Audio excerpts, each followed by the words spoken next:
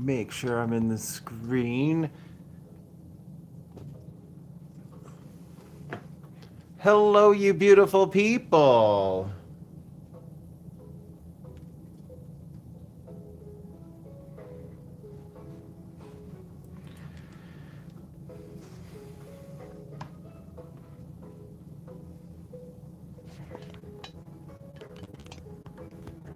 Make sure the painting is in the picture.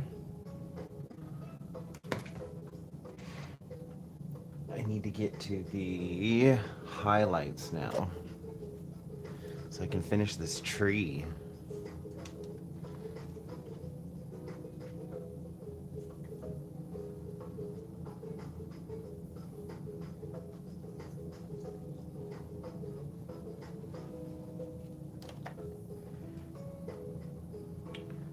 Oh, this brush.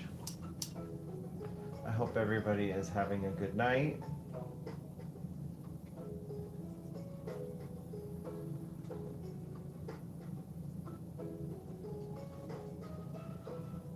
Probably should have mixed my color before starting the live, but here I am.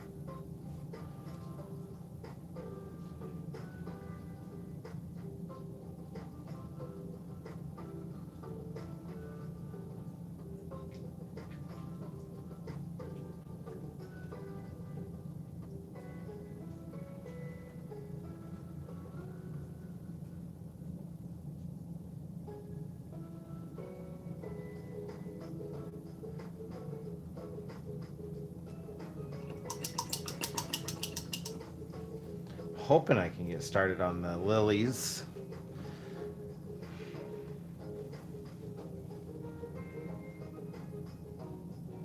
But at the very least, hopefully I can finish the highlights in the tree.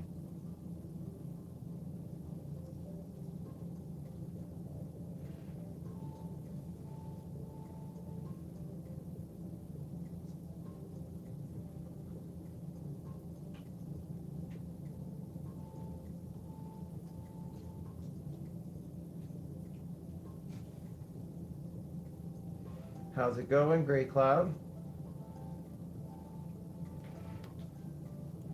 Glad you could make it.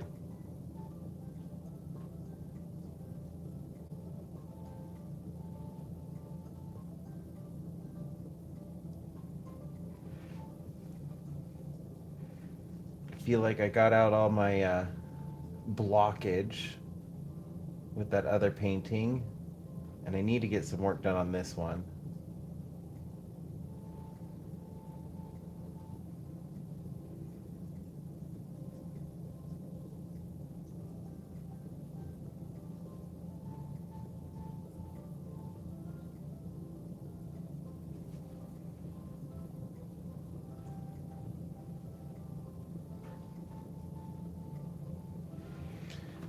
That's always fun. I had to get some housework done earlier because I have a busy weekend. I actually started editing again, so I'm hoping I can finish my video for Sunday. I got a little bit of work done on my other project I'm working on.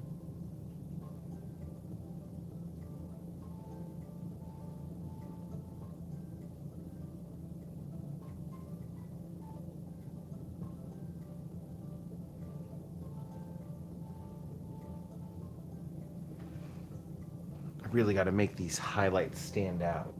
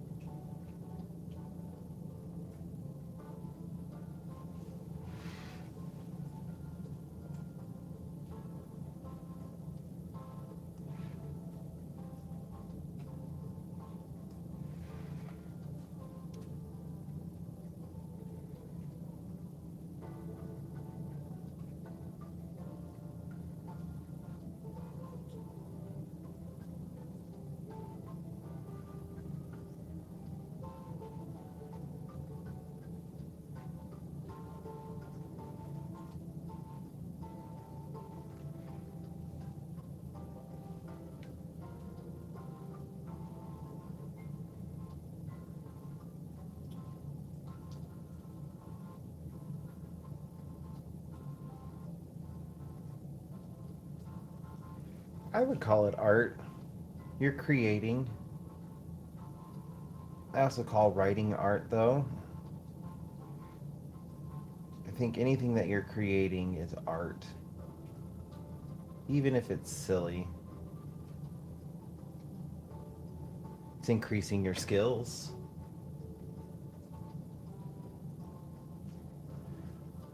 which I think is very important to practice and hone your skills, no matter how silly the project may be.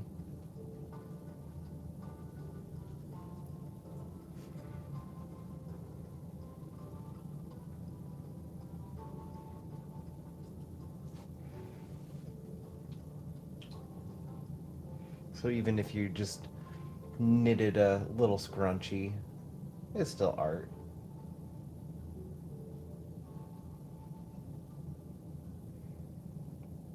Would that be like the equivalent of doodling if you draw or paint?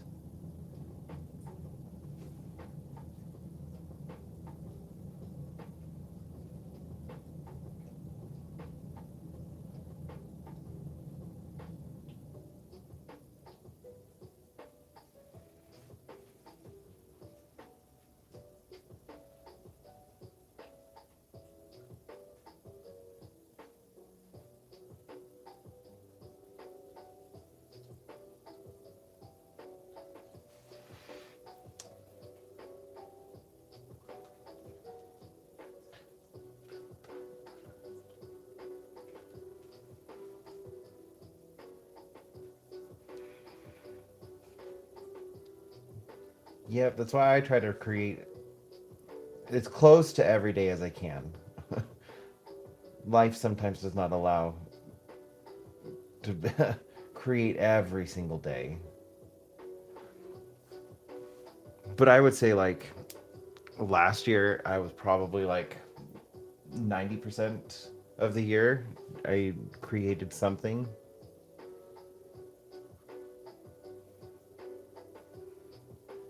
Help hone those skills.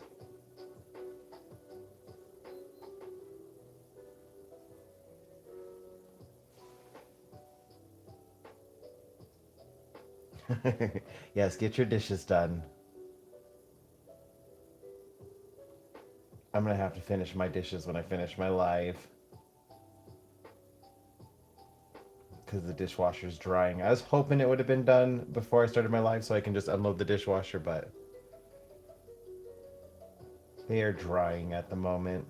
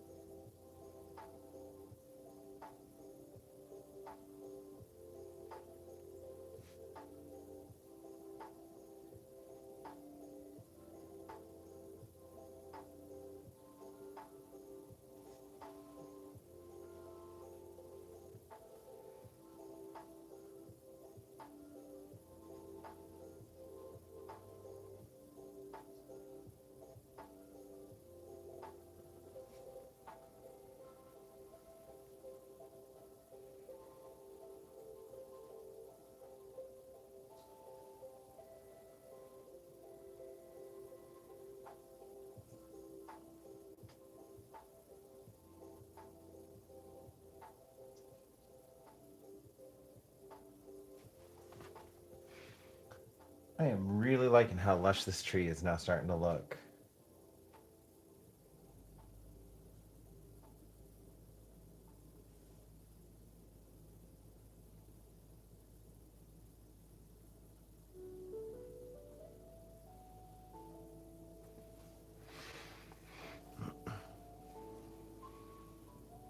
It's also making this little back corner and like just the little corners look like you're looking deeper into the tree, and I like that.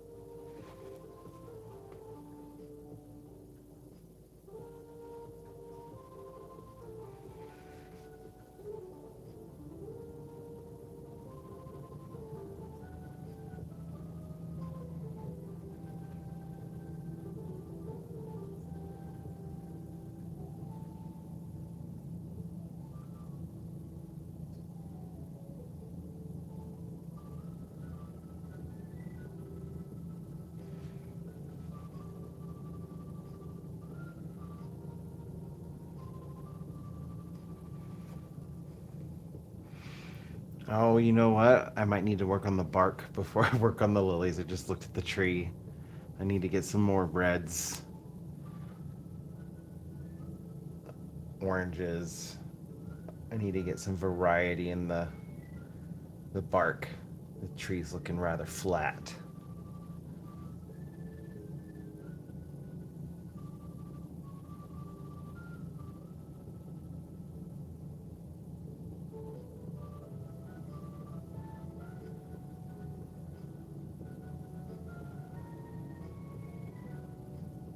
I need to do another morning live. My brain is all over the place right now. I'm just thinking about when my next morning live is going to be so I can do a live for some of my European audience members.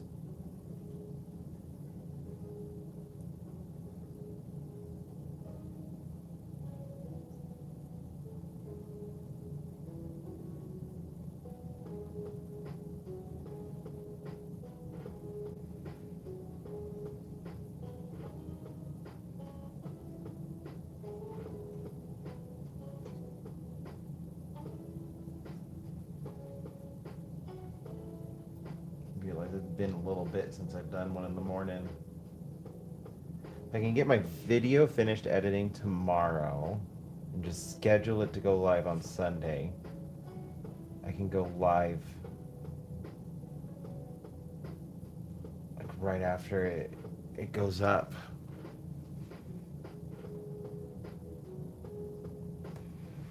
And give me a goal. Maybe help motivate me to work on it. Hopefully, if my morning is easy enough.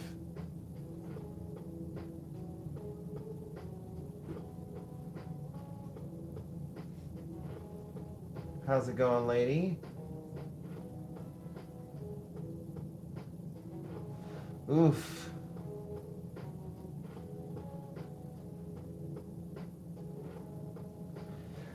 Yeah.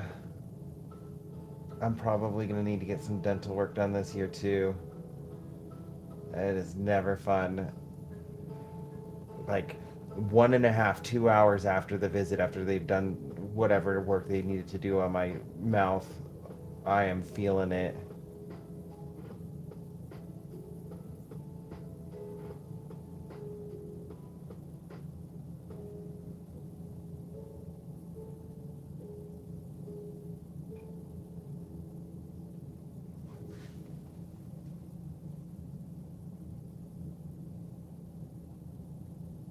But I do have a, even though I brush my teeth, I actually, like, before I go live, that's funny. Like, before I go live, I always brush my teeth as if, like, I'm worried you guys are going to smell my breath while I'm painting.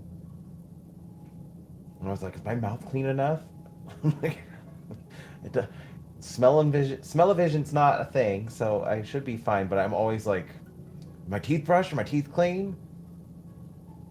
But I do need to get some. I got some cavities I need to get taken care of.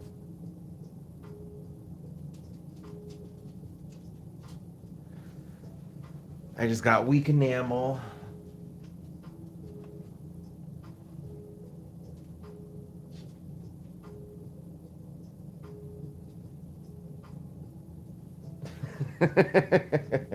It's so funny. Like, no one's gonna smell your breath, but you're like, gotta make sure my mouth is clean. I'm really liking the direction this one's going. It is invoking a sense of peace, and I really do like that. Let's just add a couple touches of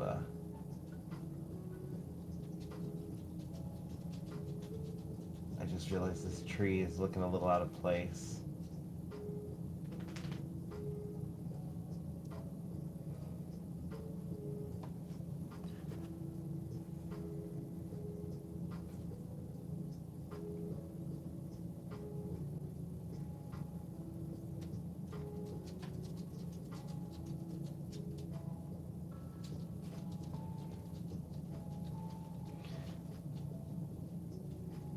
Kind of make sure all of the trees play nicely with each other. I got like, yeah, it doesn't even look like I added anything. I got the same color in some of the other trees. It's just not as much as some of these closer ones.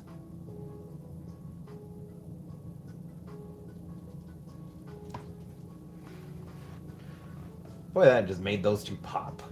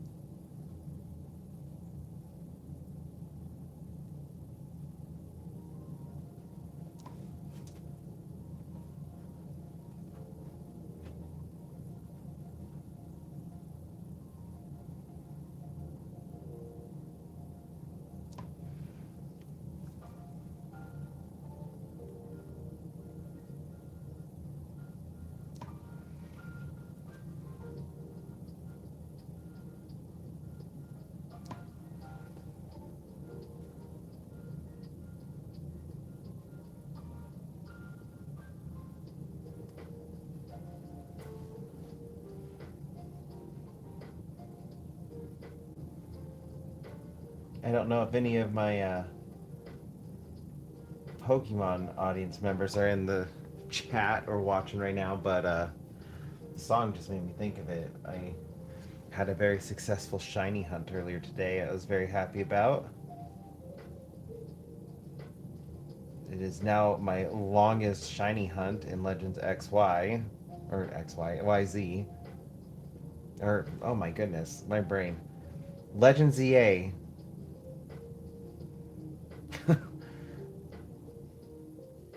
You tell I am not focused on the game at all. I am focused on this painting. Anyways, the shiny hunt. I was shiny hunting Dondozo,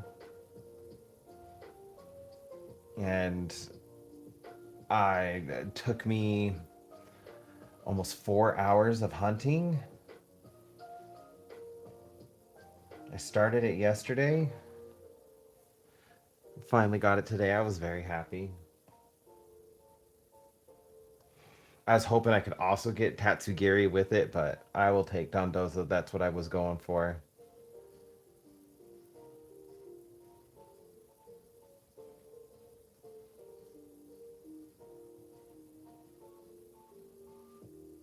I think it's going to be a good one to use. especially because it's one of the few Pokemon in the game that still keeps, I say in quotes, its Poke ability. If you have a Dondozo out and Tatsugiri's in your party, um, Tatsugiri will go into its mouth and activate the Commander ability, making it a tank.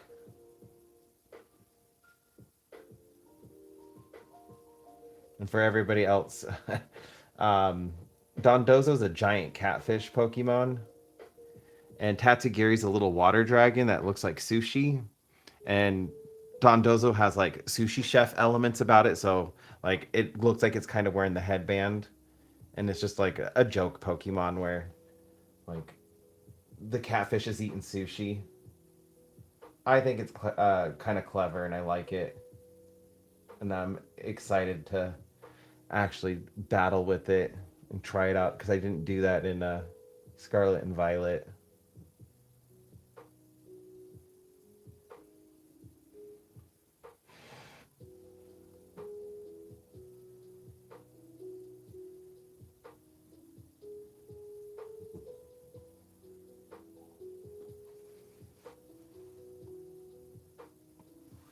But anyways, the gimmick like Dondozo will hold Tatsugiri in its mouth, and Tatsugiri like commands Dondozo on what to do, and it boosts its stats and makes it a lot stronger. I was wondering how if they were gonna keep the ability to do that between games since they play so different. But I'm glad they kept it. I need to.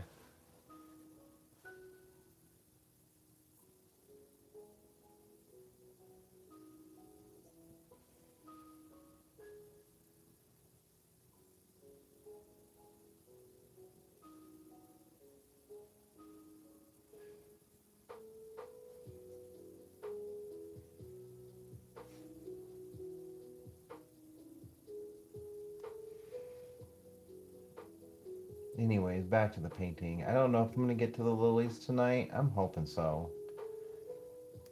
I want to get started on a. It's gonna really help me feel like I've got some progress done on this painting.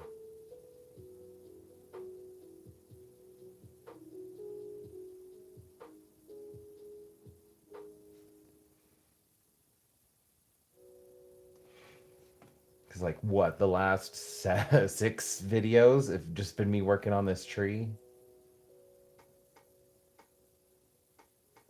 If nothing else, I'm really hoping I can at least finish the tree tonight.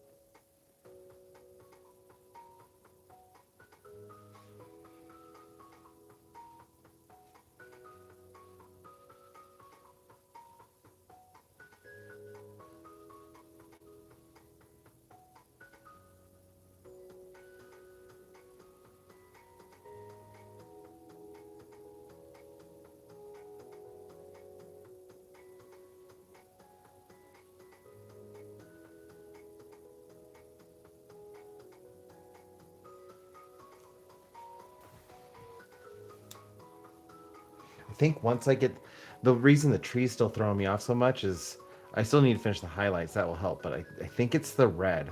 The red is just making the green and these background trees pop a little bit more, and it's throwing me off because this is so dark and there's not a lot of red in it yet.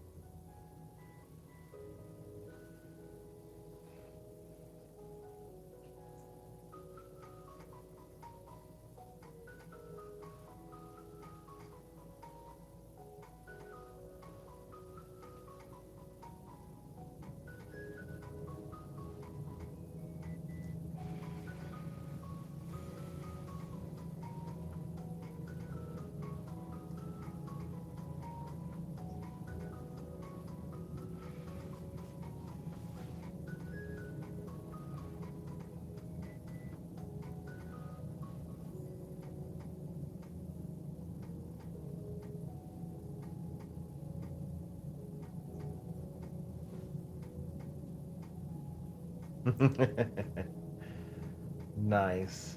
Those didn't take you too long.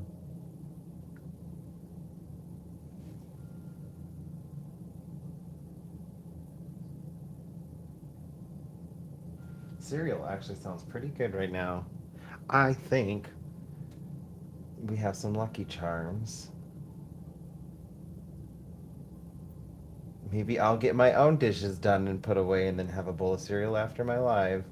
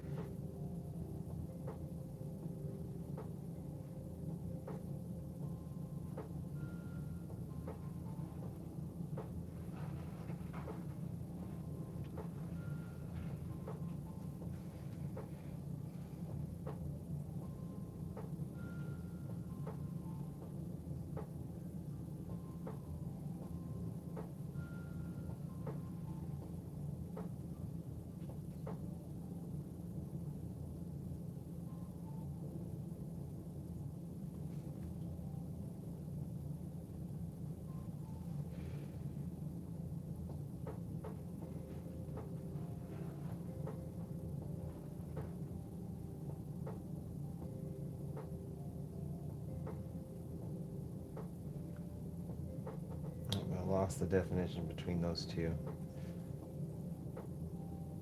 Got a little paint clump. Let's see if I can fix this.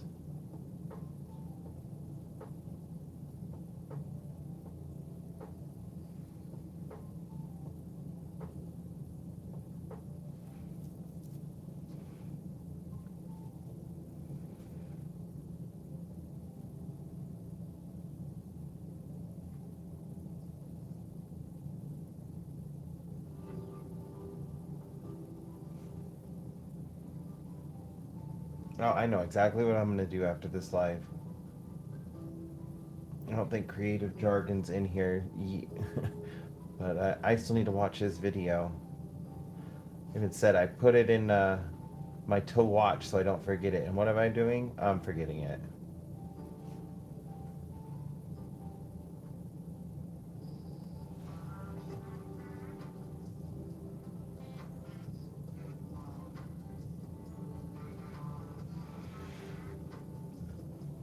My normal cereal, like, don't get me wrong, like, I cannot eat Lucky Charms like I used to when I was a kid. That was my favorite cereal. We just have it as a treat because I cannot eat it all the time. Makes me feel sick. But I do enjoy it every once in a while. But normally, like, my breakfast consists of like overnight oats with chia seed and flax, and like a spoonful of peanut butter. If I'm feeling like a little adventurous and have a sweet tooth, I'll add in some like chocolate chips.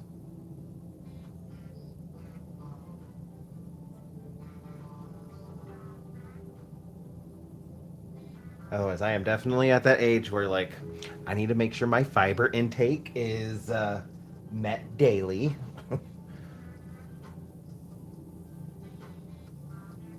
Otherwise, I am not going to have a good day the next day.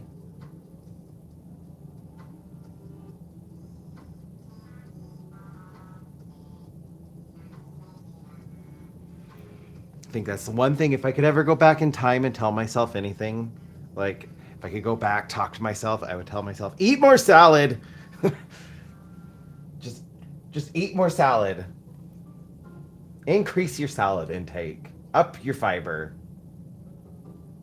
Future you will appreciate it. Please.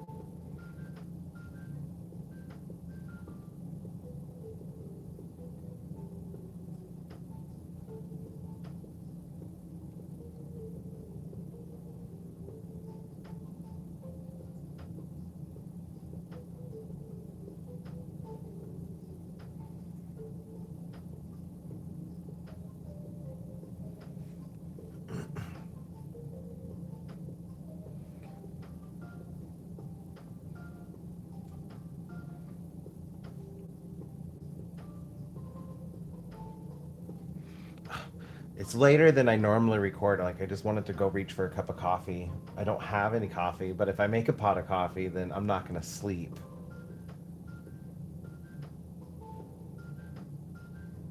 It's water the rest of the night.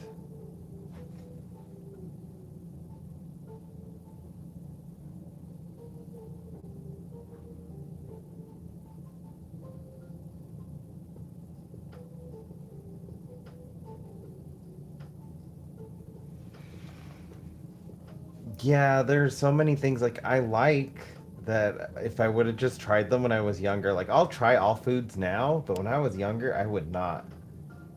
Like I am not ashamed to say I actually like cauliflower crust pizza. I don't have to have it like as a gluten-free thing. I can eat gluten fine, but I kind of like cauliflower pizza crust.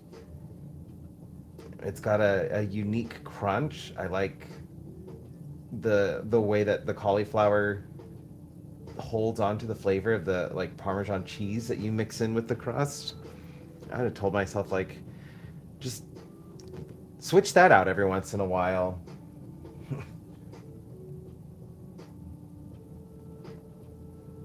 There are some vegetables I struggled with for a while, like broccoli. I was not a fan of the taste of broccoli for the longest time. Then as I got older, I was just like, I guess it's not too bad.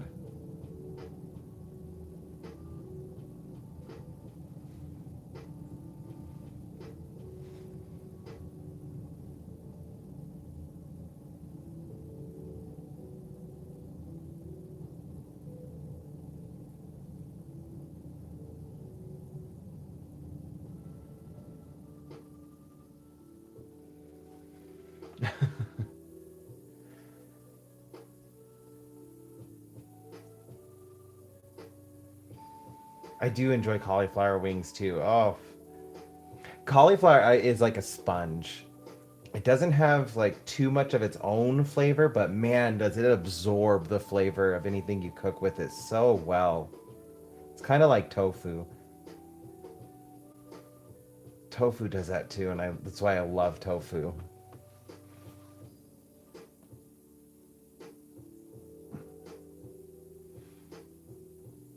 Yeah, I I should probably like. I mean, I'm doing much better than I used to. Like I with you on COVID, there was a lot that I was just like almost eating out of like necessity in like survival mode. That of like I wasn't eating this before COVID. Why am I eating all this junk after COVID? Like when during COVID,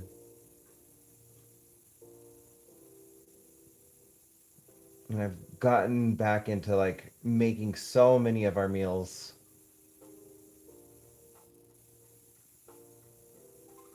Eric and I hardly ever eat out now. Everything is homemade, which we were doing that for like the longest time. I don't know why like during COVID we felt like we had to stop that. Probably because like there was a big push like support the small businesses, support the small restaurants, and we were trying to like do that.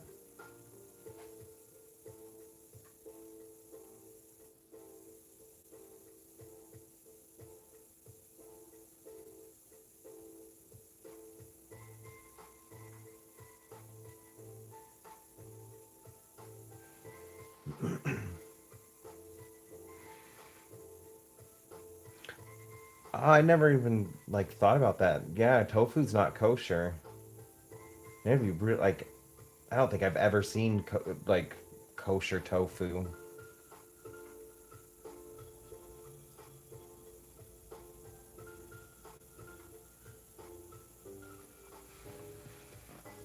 I had a friend in high school whose family was like very kosher, and so much so they had two sets of pots and pans that they could only cook certain things. And I don't remember exactly what, but like one set of pots and pans could only have one type of food. The other pots and pans could only have the other type of food. And then they had two dishwashers, so like the dishes couldn't even be washed together. I just remember thinking like when I went over there, like I would absolutely hate doing the dishes here.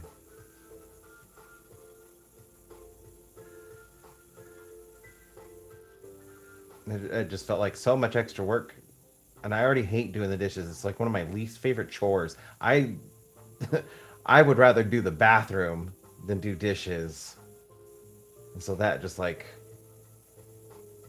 stuck in my mind. I'd absolutely hate that.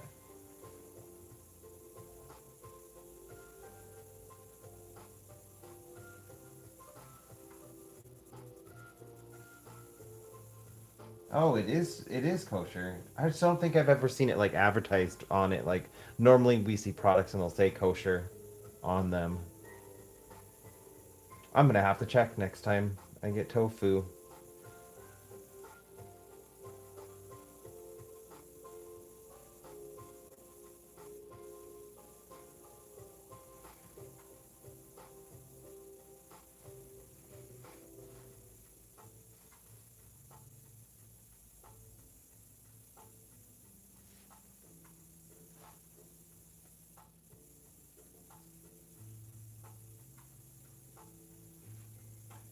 Oh, that does make it worth it then. If it's helped their stomach issues, really, that's what it comes down to: is making sure you're eating stuff that works well with your body. And if you're seeing a benefit, then that's all that matters.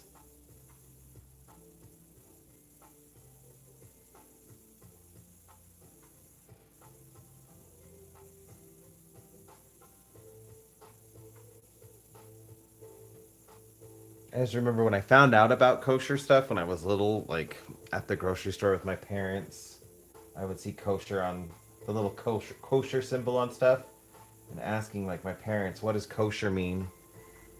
And I think it was my dad was just like, "It means they're blessed." And I wanted the kosher stuff, and my parents were like, "But that's we don't need that stuff." And I got upset because I was just like, "I want to eat the blessed food."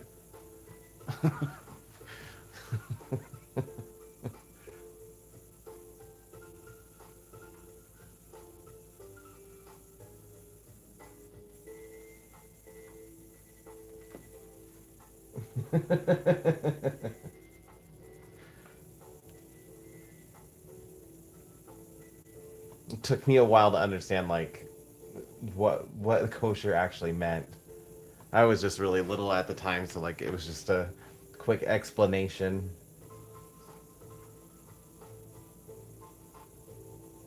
And then like when my parents would get something, if I would see an alternative that said kosher on it, they're like, "We could get this one instead. It's been blessed."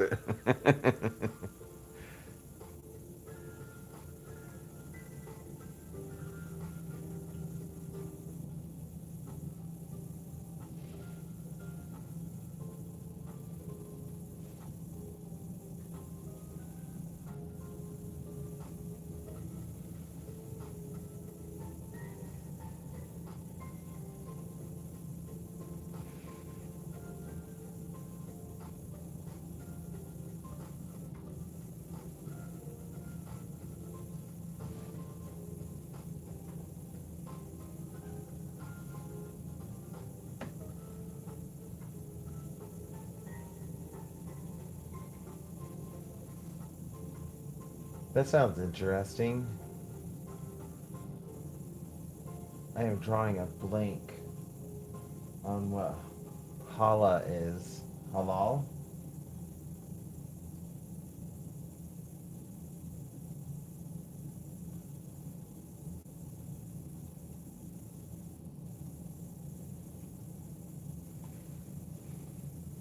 I'm pretty sure I've heard it before, or I'm thinking of something else.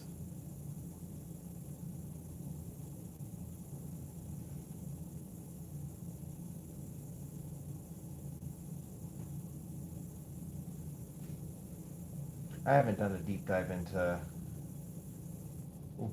religions in a minute. I should probably like refresh my brain.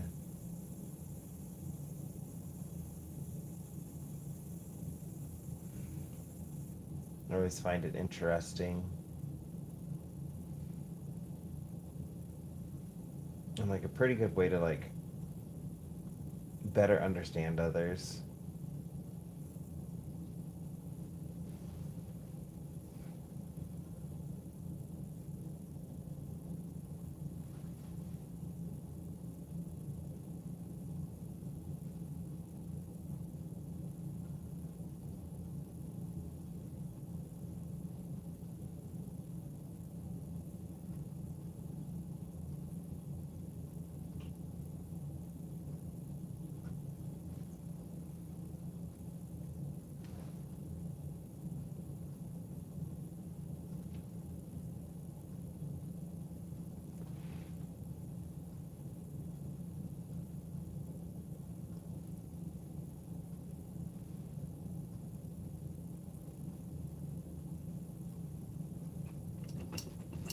I want to start going to a local butcher for our meats. We've had like that was something I wanted to start before like our economy like tanked and everything is so expensive now. But I had recently discovered like we have a local butcher shop where all the stuff is raised locally and butchered here in town. When I first moved here, I had tried looking for one, and we had a couple, but everything was shipped in. Nothing was like local. And I discovered, I think a little over a year ago, we have a local. It's actually run by the university.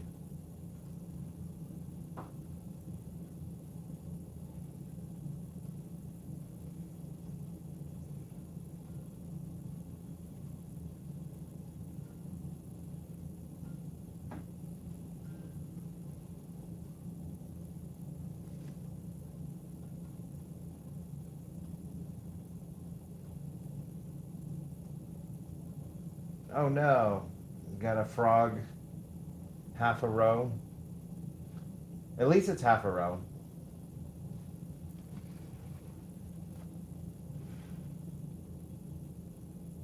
Yeah, I will say like I've had good like homegrown butcher meat before, and it just tasted so much better.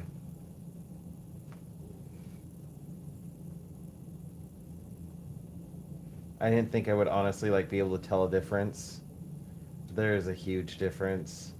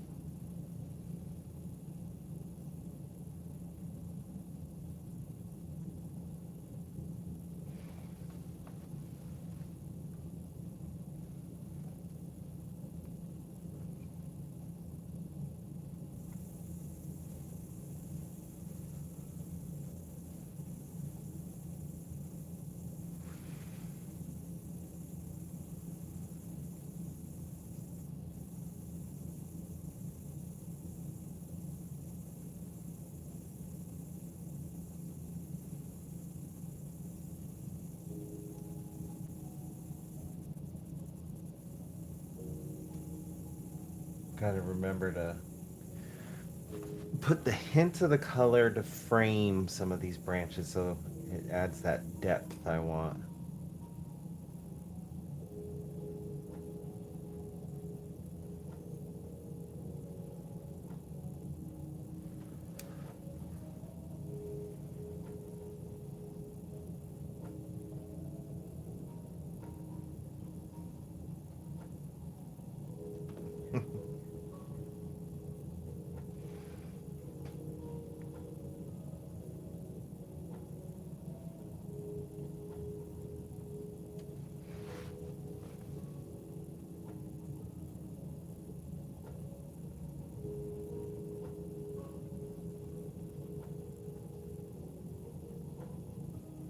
You guys are really making me want to like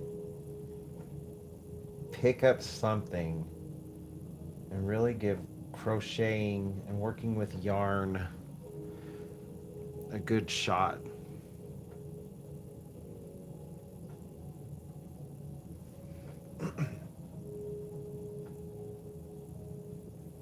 I saw something today that also made me like, I really want to learn how to sew. Oh my goodness, I don't remember his name. I just discovered another artist on YouTube, and he makes his own plushies. And he designed a dinosaur plushie that looks absolutely amazing.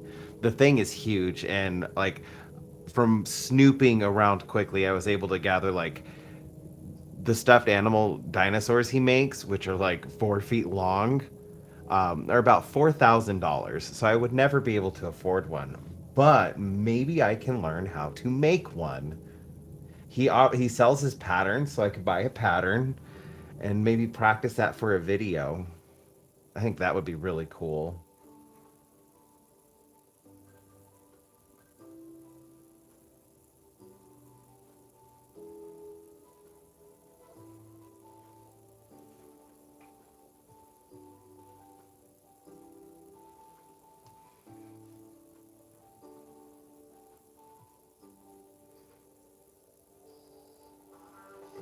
might have to like talk to my sister. She's the seamstress in the family.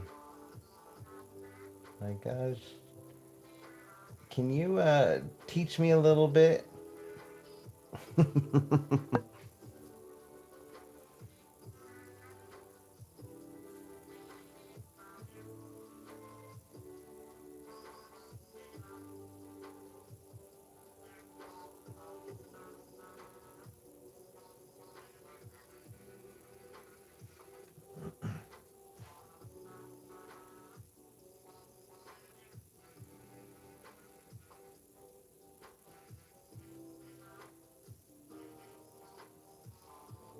Well, that's cool. I can do very crude photoshopping, like my thumbnail. That's probably the extent of my photoshopping skills.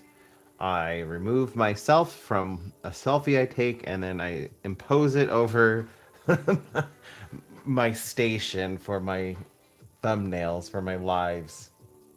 And then and like my normal videos, I gray out the background so it's all grayscale and I keep myself colorized to kind of like make myself pop.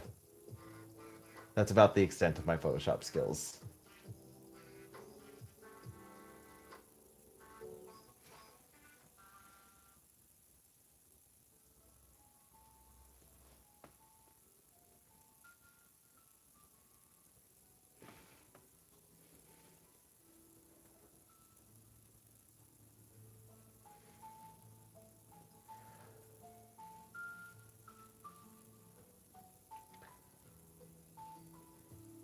This place can be a little creepy at times. This is like our first year in this place with a decent snow. Last year we got some snow, but not like a really decent snow. And the house makes a lot of weird noises in the snow. I have a feeling it's like the snow sliding off of the roof or like ice sliding out of the gutters. But it catches my attention. I'm like, what was that? Is it an intruder?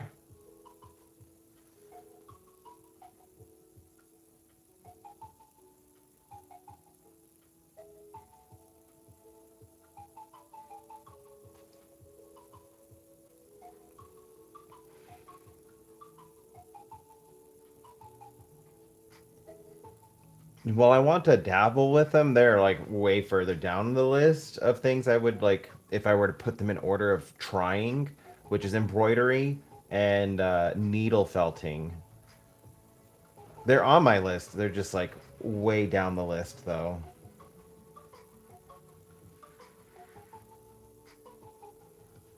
I do think those two things would be super fun, though.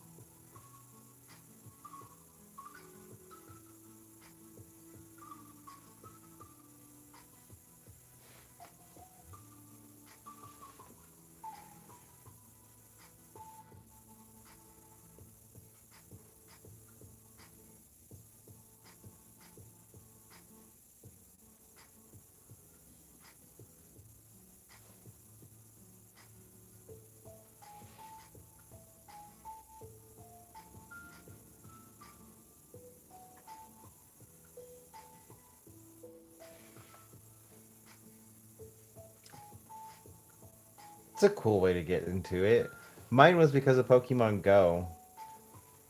I started like figuring out how to make like flyers that we would post on Facebook to let other Pokemon Go players know, like, hey, we're meeting in this park at this time. And we would turn them into events.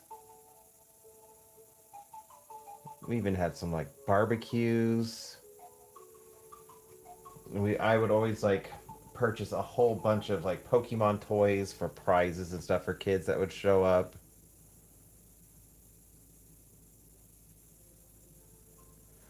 I spent so much money on prizes for that Pokemon Go group, but I will say, like, even all these years after, it was totally worth it.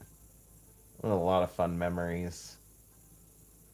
But I would make all the flyers and stuff, and I would like take pictures from different parts of Reno and the city, and then I would like put Pokemon in the picture to make it look like they were in the environment itself, especially like whatever Pokemon was featured for the event that I was making. I had a lot of fun with that, and that kind of got me into it, treating it more like digital collage.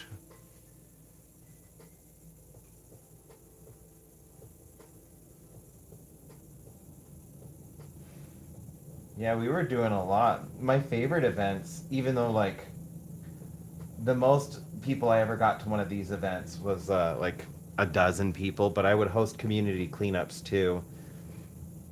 Like if there was an event going on, um, I would pick out a park that needed some love and just trash picked up. So like we're gonna have it at like our event's gonna be at this park, but we're gonna get there like 2 hours early, and we're just gonna pick up garbage. And I have prizes for everybody who comes and helps me pick up garbage. And then we would play Pokemon Go together afterwards. And it without fail, like I would only get like maybe a dozen people to show up before the event started to help me with the community cleanup. But then, like when the event would start, we would blow up and we'd have like 50 to 60 people. I'm like, you guys couldn't have showed up just a couple hours ago just to help out. Could have gotten this park cleaned so much quicker.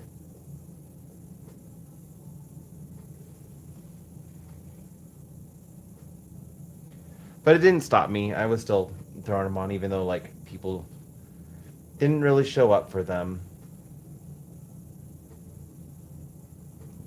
Those that did show up, like I always treated really well.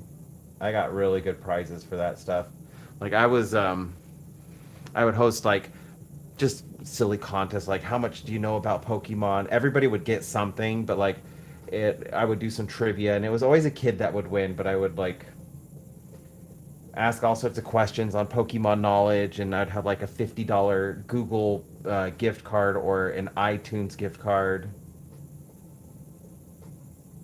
for like the big prize. Because I know no, like people didn't show up. Nobody wanted to go out and clean a park, so I wanted to try to like make it enticing. Because I love my community, and I want to keep my community looking nice. And that's one of the things. Like when we're playing Pokemon Go, we're in the parks, so like, why not clean them up?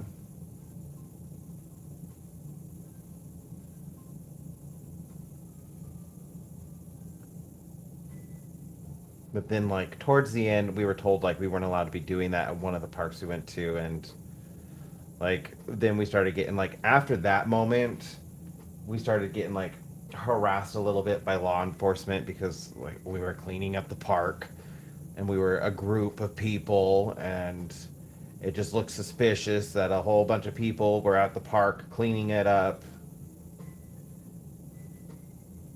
And so like when we started getting like harassed and that kind of stuff, it slowly like dissipated. People really stopped coming after that.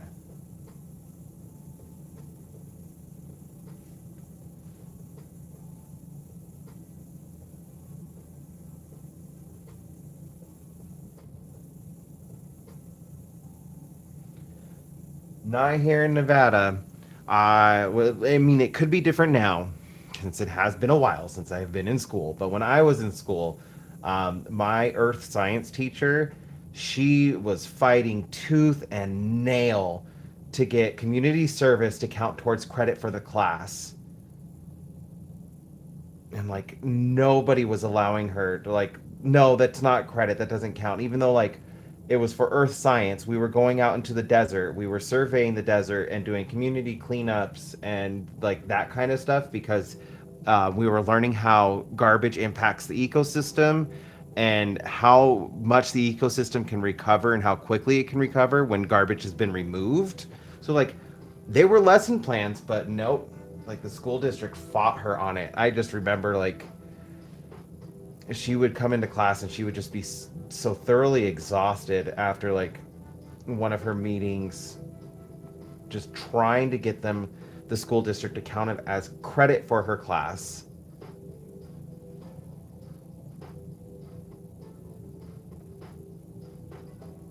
Hey, I graduated 2004, so you're fine. I am class of '04.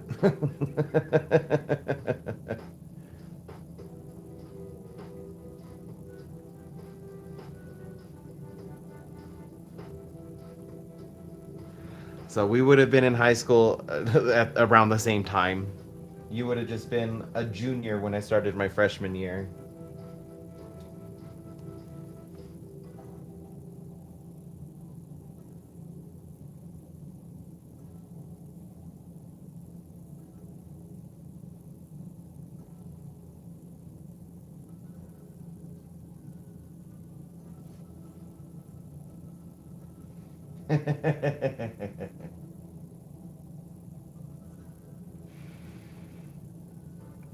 I get to officially say I'm over the hill on Tuesday. I am going to be doing a live stream on Tuesday since it's my birthday.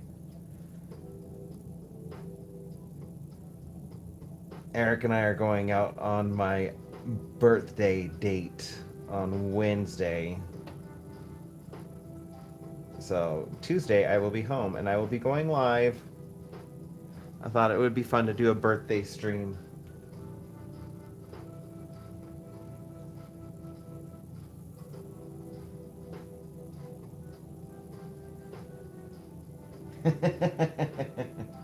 like like is my did giveaway. I have been told by a few people now who watch my videos on YouTube. They're like, you say like a lot, and that's a millennial thing.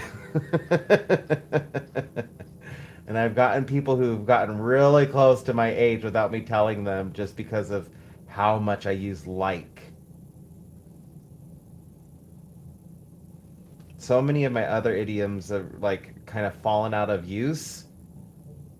Like girl, that was one. That is also another giveaway. Girl. Me and my friends at the club. Girl, he's checking you out. But like is one that I can't like. It is just such a core part of my vocabulary. And literally, or really, really, really.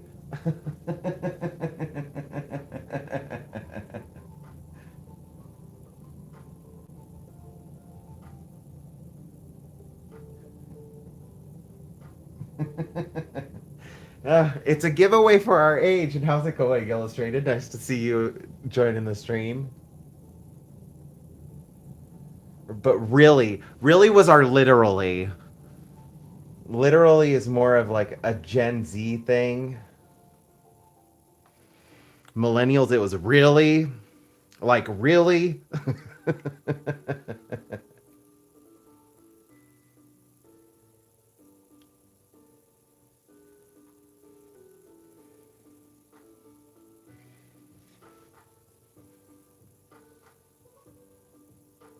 Oh, nice. What are you reading?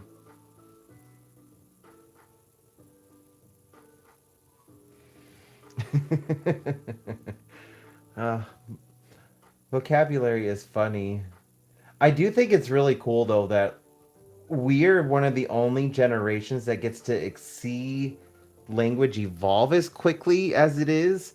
Like it kind of started, I would say, in the 30s and 40s, because prior to that, language was like, I mean, it was still fluid and evolving, but just not as quickly. Like you would have multiple generations who all speak with the same mannerisms, whereas now with like the internet, the generations are just like the vocabulary is changing so quickly, and just watching it change I think is really cool. It also makes me really laugh. Like I laugh so much when I see people I grew up with and they're getting like all mad at the kids for vocabulary that they're using. And I'm just like, do you not remember being a teenager and in our early 20s doing the same thing with other words? Yeah, but our words were cool. No, they were the same. You're just old and crotchety now.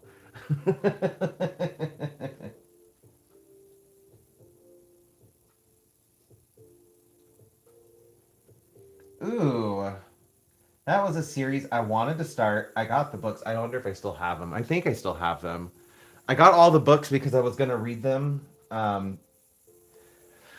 I kind of started watching the movies, and then I was like, as I was watching the first one, I was like, I feel like the books are going to be so much better, and I kind of want to read the books first. So I didn't see any of the other movies, and then I haven't read any of the books or watched any of the movies now.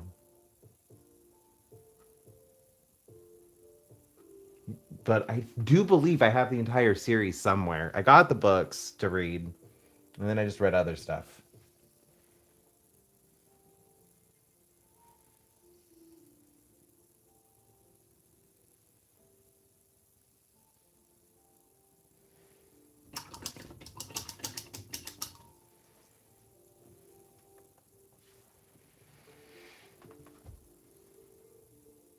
I always forget about audiobooks. I could probably listen to audiobooks so much more, especially with me painting, but I listen to podcasts, true crime.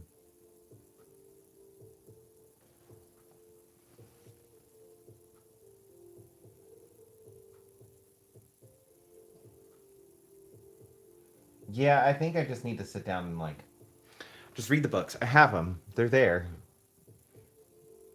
I don't even have to go anywhere to get them, and then I can just like get the newest one when I finish it.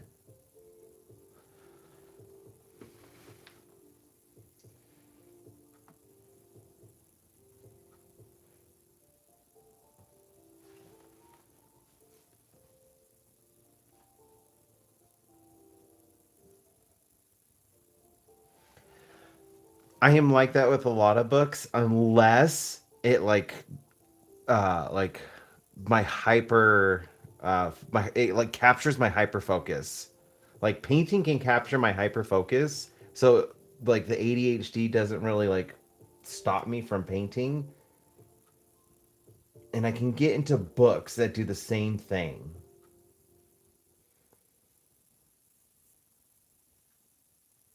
But it's hard for me to find books that are constantly capturing my interest in the same way. So many books I've tried reading, I just lose interest in. So I totally get that. Like for like, there it goes. I'm saying like so much now. I'm like paying attention to it. Called myself out, and now I'm self conscious. But for one of my painting series, I want to do a series, uniquely punished.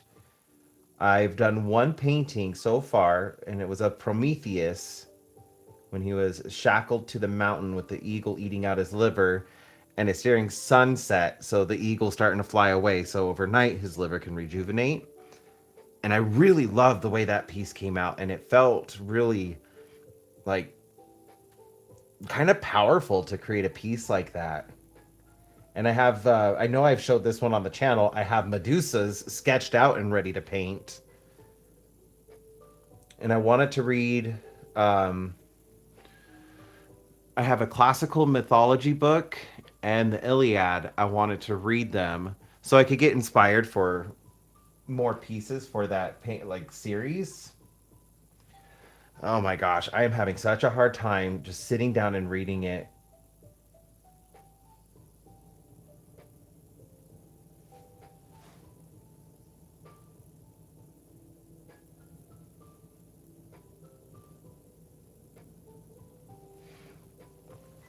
Kind of where I'm at.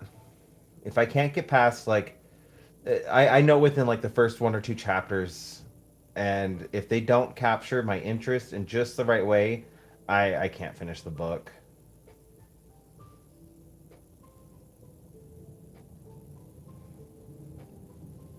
Which is really funny because Like, there's a lot of textbooks that have captured my interest, and I will sit there, and that's like the driest thing you can freaking read is a textbook. And I'm just sitting there enthralled. Especially like when it's really cool subjects like dinosaurs. I had a textbook on dinosaurs. I must have read that thing front to back at least 20 times when I was a child. I just, it was a textbook. It was a college grade textbook. And I was like eight. No, it would have been six because I used the book as a reference for a dinosaur project we had to do because there's a dinosaur called an ean, and it's a type of ankylosaur.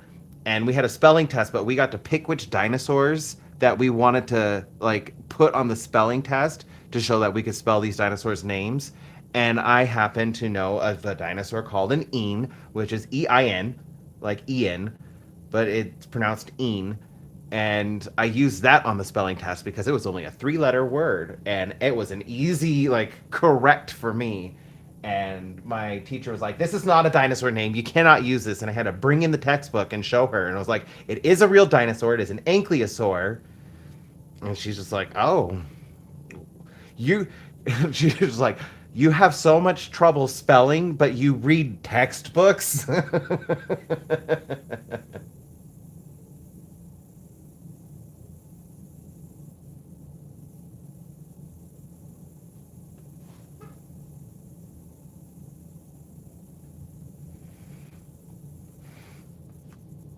If the book captures my interest in it, yeah, just learning about dinosaurs. Like one of my favorite facts was that a lot of people didn't know back during the Jurassic Park, the first movie coming out, and I knew this. The dinosaurs had gizzards, and we had found some fossilized gizzards, just like birds. And I would point out, like, dinosaurs are birds. People would be like, "I wish I could see a dinosaur." I'm like, "You can see a dinosaur. They're birds."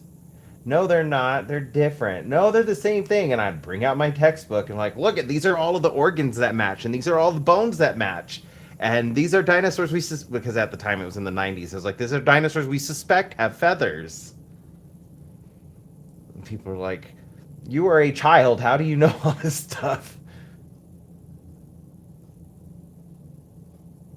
Thought it was really cool. Like dinosaurs probably ate rocks, just like birds eat rocks to help them digest their food.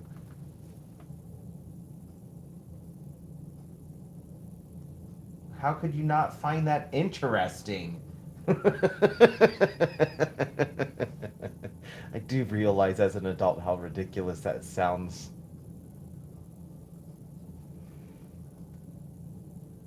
But as a kid, I didn't get it. I didn't understand how people didn't find that stuff interesting.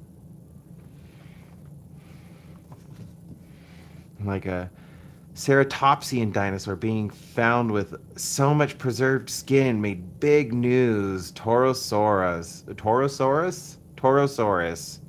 ceratopsian in the 90s, early 90s. They had found one with a lot of preserved skin, and it preserves like the scale pattern. It was a big deal, at least for me. Everybody else was just like, "Oh, okay."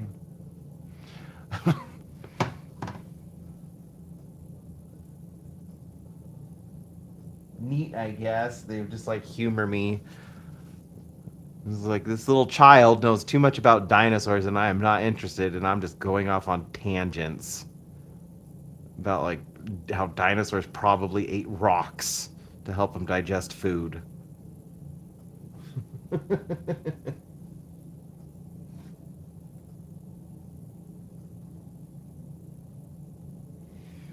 Yeah, that was totally me. And I still like I am such a horrible speller.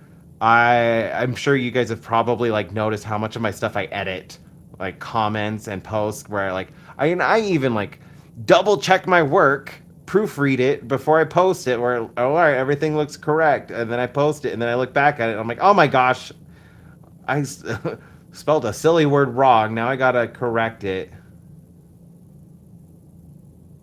Sometimes I need to correct it multiple times. This is how I discovered that TikTok has a limit for how many times you are allowed to edit your stuff. Did you know that? Like for your like when you make a post on TikTok, you are only allowed to edit it once a day, and that's only for 7 days. After that, it's stuck. It's permanent. The only way to get rid of it is to delete the entire thing.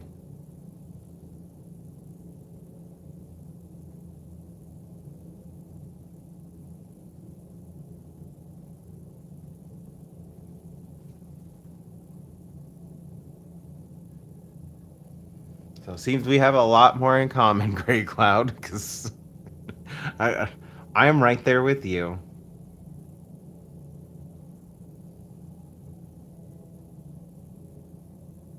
I was in elementary school, a first grader, reading a college textbook on dinosaurs, and I spelled of UV.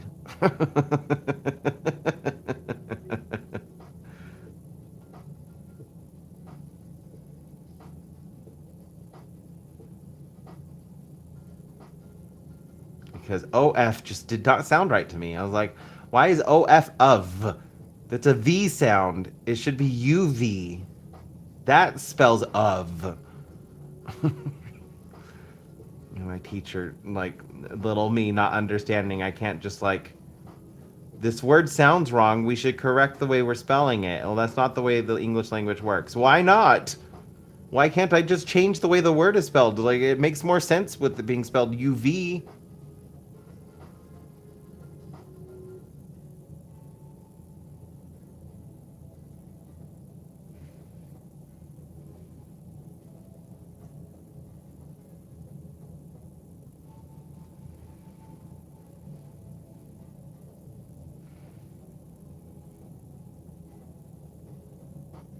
You don't want to cover any of the leaves, just add the pops in the background.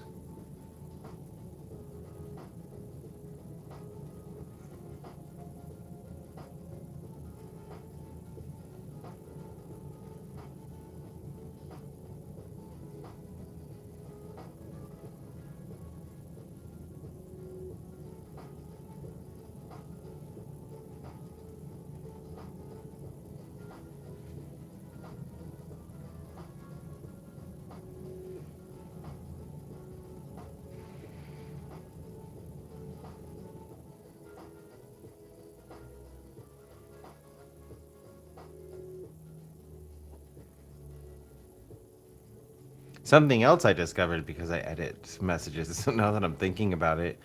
Did you know if a creator hearts your comment on a video and then you go back and edit that comment, it removes their heart. They have to go back and re-like it.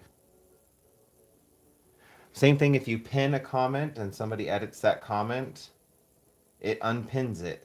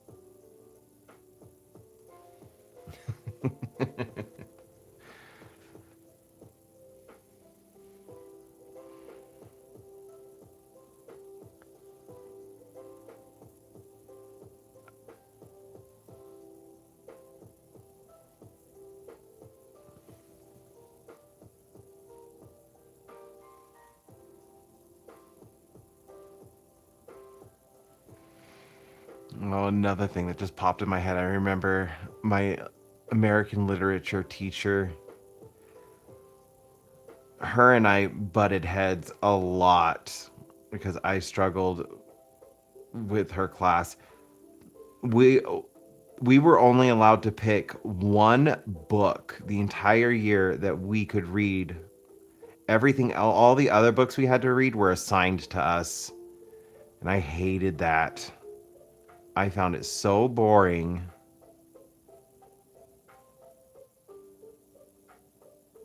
And I hated when she would call me, and she would purposely call on me because, like, I wouldn't read the books otherwise. The only time I ever read them was when we were in class reading as a class, and I got called on to read. Like, I know why she was doing it. It's because, like, it was working. It was getting me to read the book since I wouldn't read it at home on my own time. And I would always struggle with reading because, like, I just wasn't into it. I wasn't paying attention. One day, though, we were reading one book. Oh my gosh, what was it? I don't remember what the book itself was. I found it really boring. Even though there were dinosaurs in this book, I I just was not enjoying reading it. And she was reading the book, and she was struggling with pronouncing a dinosaur's name, and she was like trying to sound it out and everything. And she's just up in the front reading it, and I just like look over at the page, and I just like looked up at her. I was like, Pachycephalosaurus. And she just like looked at me, and I remember the look she gave me, like, what? You know that? I was like, yeah, it's Pachycephalosaurus. And I just remember how like that caught her completely off guard because I was always so unamused in her class. And then just randomly like that dinosaur name. And then all the other dinosaurs, Parasaurolophus. I was like, yeah, I know the dinosaur names. I was just like reading them without any issues. And she just like, she called a parent teacher conference after that, just like, trying to figure me out so she could get me to like read the books more. She's like, he obviously knows some stuff. Like, none of the other kids in the class were able to just shout out how to pronounce these dinosaur names. And he was doing it without any issue. For just this one little thing. This one part in the book. Therizinosaur. And she's like, how do you know all these things? All of these dinosaur names? I'm autistic. That's why. At the time, we didn't know that it was that, but like that's what it was.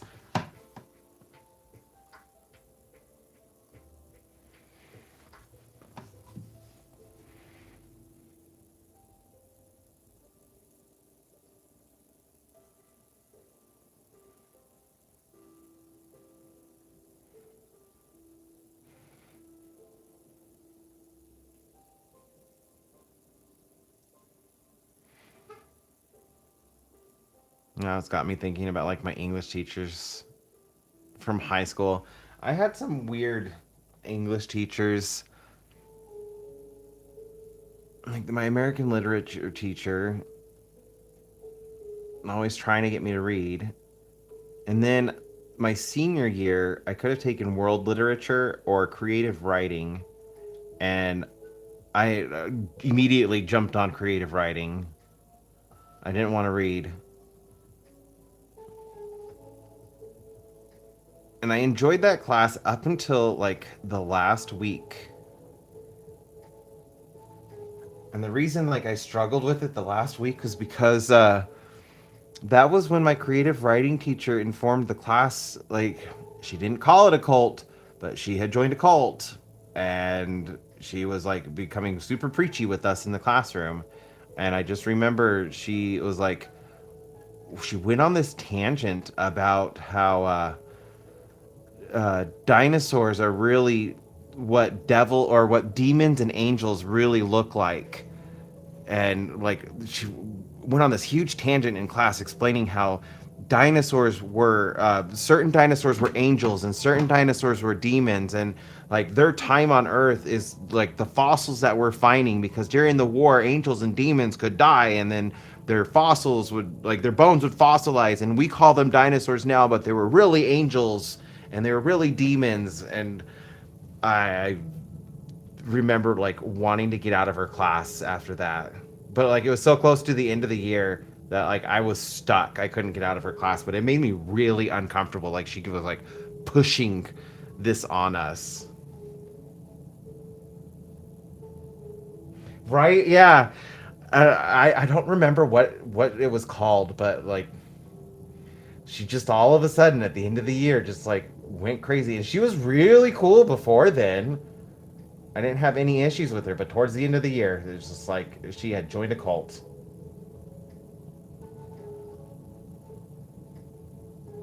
That would have been 2004, because that was my senior year.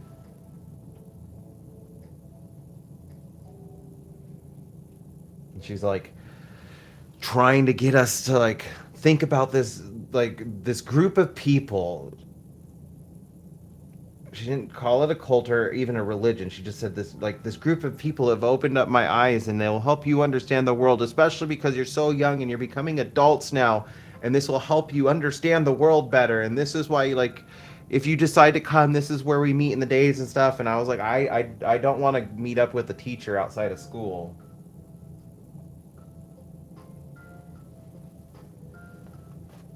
Oh, like we're all really close to the same age. I don't even know if she's still alive anymore. That was 20 years ago. I remember her name, and I'm like holding myself back from saying her name because just in case she's still alive. I'm like, I don't know if she's still in the cult or not.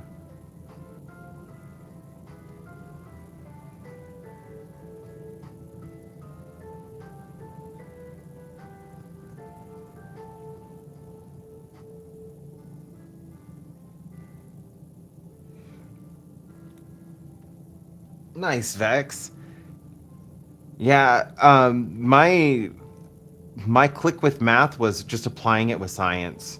So much science is just math, and I absolutely love physics. I could get lost in physics discussions. And once I applied like math to physics to astronomy to like figure out to calculate like the distance of stars, which is really cool.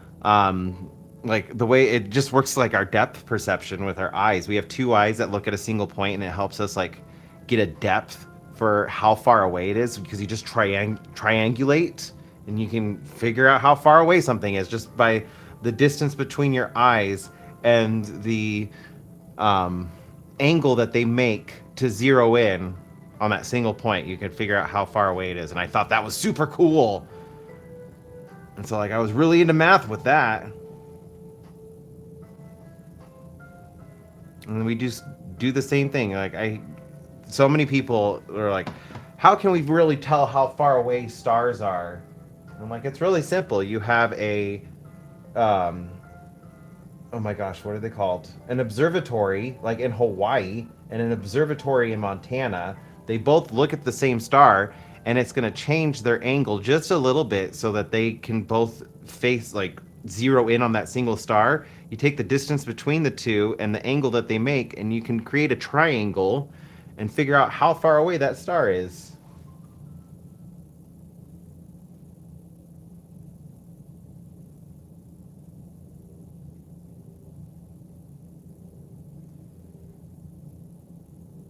Yeah, I've got. That's what the vibes I was getting from this was that it was probably in somebody's house, and it just felt so out there. I had never heard anybody refer to dinosaurs as angels and demons. I don't even remember what types of dinosaurs she said were angels and what types were demons. I just remember thinking like, this is crazy.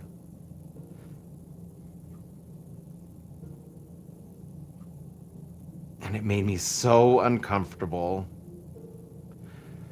Definitely a time like I should have told an adult, but I didn't tell any adults because like an adult was telling me this, so I was just like, well, the adult knows what they're doing, and technically it's not illegal to talk about, even though it's making me uncomfortable, which it totally was illegal to talk about, but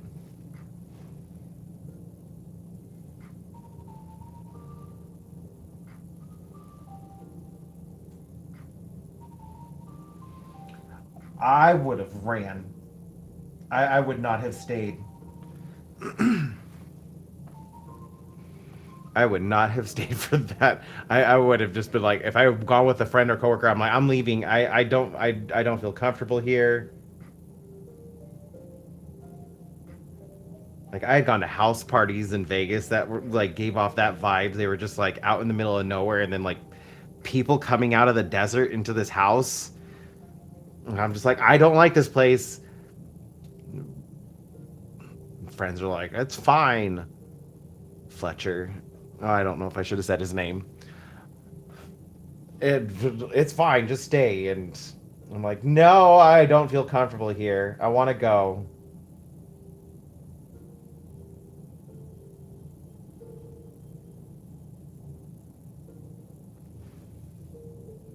Because like, where are all these people coming from? That in the desert, especially because where I lived was the outskirts of Las Vegas. So like everything south was the city, and everything north was just desert.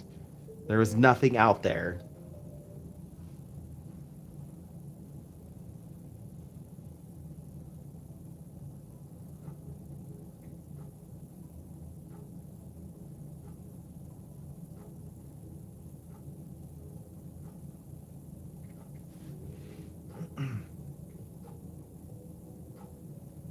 My uncle, Great Cloud, my uncle's that way. He he's very much so like that. I remember him telling me I was failing his test because I believed dinosaur bones, and I'm like, what?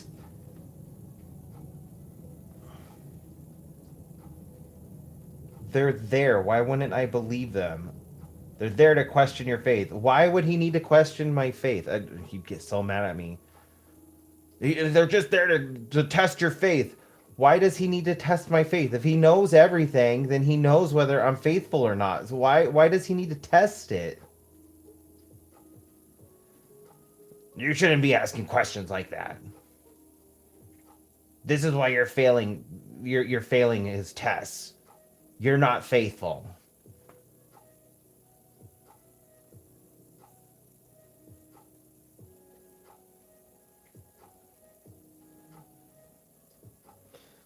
Yeah, I wouldn't put it past. There's crazy people out there. Like they've done some crazy things. I grew up with it in California. Like it was on the news. I was in California in 86, 87, 88, 89. We had a serial killer that I don't know if he was arrested in our backyard or if it was our neighbor's backyard. But when I was 4, I remember waking up with the house being surrounded by police. And my parents were both up freaking out. And I was scared. So I remember just acting like I was asleep when my parents like were checking in on me. But I'm also like trying to look out the window to see what's going on. They were more concerned making sure me, my brother, and my sister were staying asleep while they're talking with the police. But apparently, a serial killer, like they had chased him into our neighborhood and he had gone through everybody's backyards and they caught him. I just don't remember if it was our backyard or one of our neighbors, but he caught him, like they caught him in our, like between our neighbors. And so, like, even though I was so young, like late 80s, early 90s in California was not a very good time. There were active serial killers all around, and I remember that just being in the news. Is just so young and hearing about that stuff. Probably why I'm so interested in true crime now as an adult.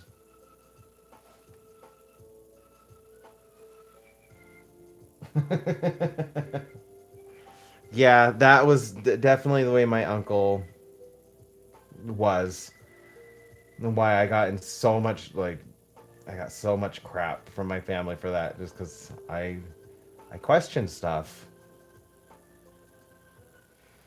I'm just like, you're not supposed to question stuff. Well, why would God give me the ability to ask questions if I wasn't supposed to question stuff?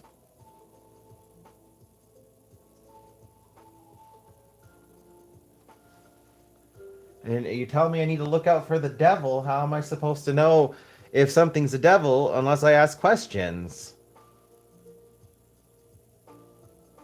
If you have faith, you don't have to worry about the devil.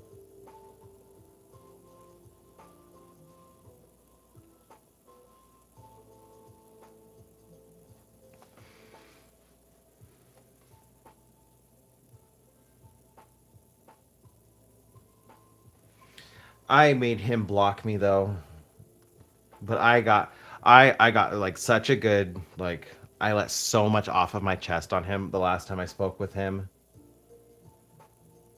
It felt so good. Like just finally like give him a piece of my mind.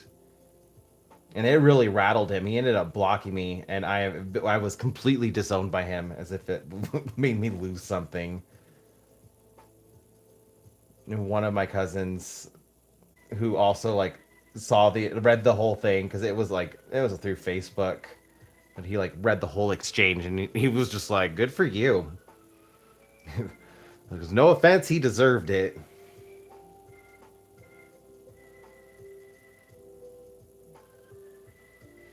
No, it doesn't, and we're seeing it play out what that creates because now we're dealing with psychosis on a massive scale with so many people who blindly have faith in a certain president who is literally robbing us blind.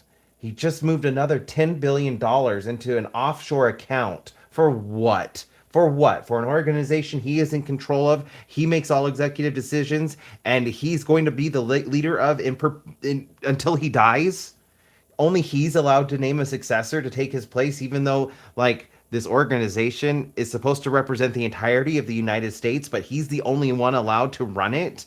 And so the government, he just got the government to hand over $10 billion to it. That's going to go into an offshore account in Qatar. If we're the greatest country in the world, why is the money not staying here? Why is it not staying in a government account? Why is it being moved into an offshore account? And like all these people are just like, he's the president. He knows what he's doing. That's blind faith, and it's not a good thing. Sorry about the rant that's been on my mind today because we watched it happen after he seized all that oil from Venezuela, sold it off, and what did he do with all the funds he sold off from the oil tankers? It didn't go into a government account like it should have here in the United States. It went into an offshore account in Qatar. Why is this money going into Qatar?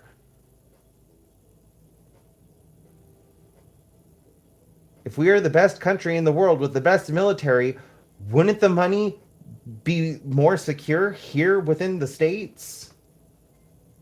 Oh, he's absolutely embezzling it. He's the only one that can access it.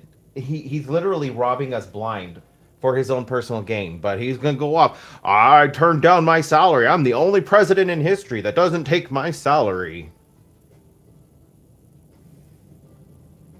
Which means absolutely nothing when this is the second time he has stolen $10 billion from us. Actually, I don't know if the oil sale was 10 billion. That was last time I saw that was how much it was estimated to be worth.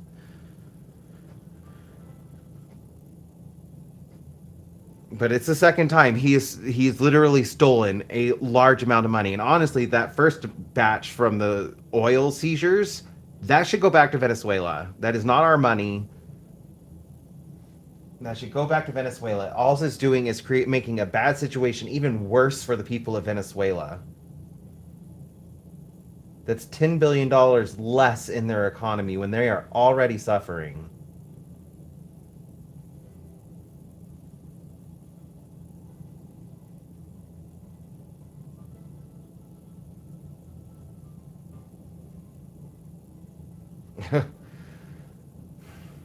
You know what? Like based off of who he has running different organizations within the government right now, Vex, I bet I would have more faith in you to run it appropriately.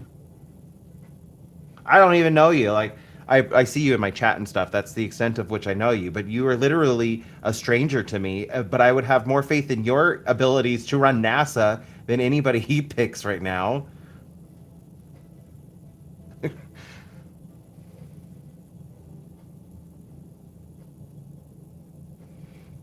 Although they have pretty much gutted NASA. Also, that they could fund Elon Musk with SpaceX. If you can't tell, I'm rolling my eyes.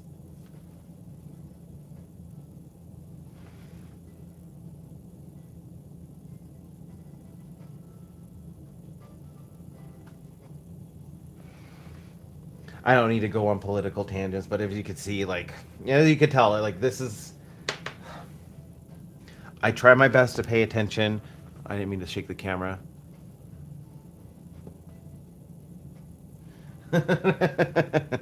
I don't know. Did you see the reporter who applied for ICE, and she has been super vocal against this administration and ICE as a whole. But she applied as a joke to see what their vetting would be like, and they hired her. She never even went to the first interview, and she never finished her paperwork, but they still hired her.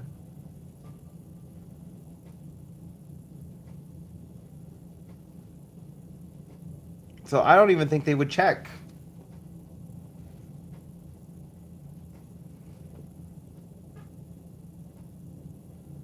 You just say something nice about the president, and they're like, "Oh, you're good." It'd be super easy to just like infiltrate anything. All you have to do is just glaze the president.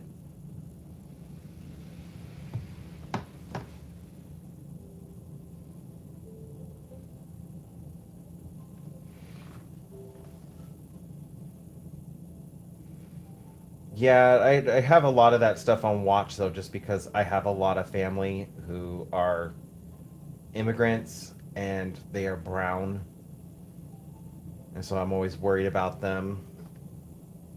Like I know ICE is planning on going into Las Vegas next. It's one of like I don't know next, but it's soon. It's one of the cities that they're um, going to be going into, which means that Reno's not far off after that.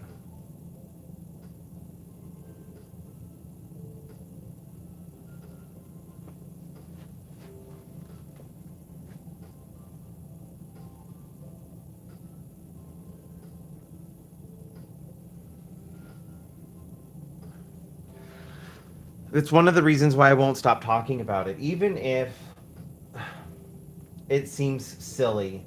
And I do get, I try to delete them because, like, it's not helping any kind of situation, even if, like, you truly believe that what the president is doing is helping. Like, your negative comments on other people's posts, it isn't going to stop it. So, like, I just try to delete those kinds of comments just to kind of like one I don't want it to take away people's hope completely. Like I'm already struggling with keeping hope and just a positive outlook on like the what the future could look like. I don't want to weaken it even more leaving crappy comments on my videos and stuff like that. So I do try to delete them, but uh oh, I forgot where I was going.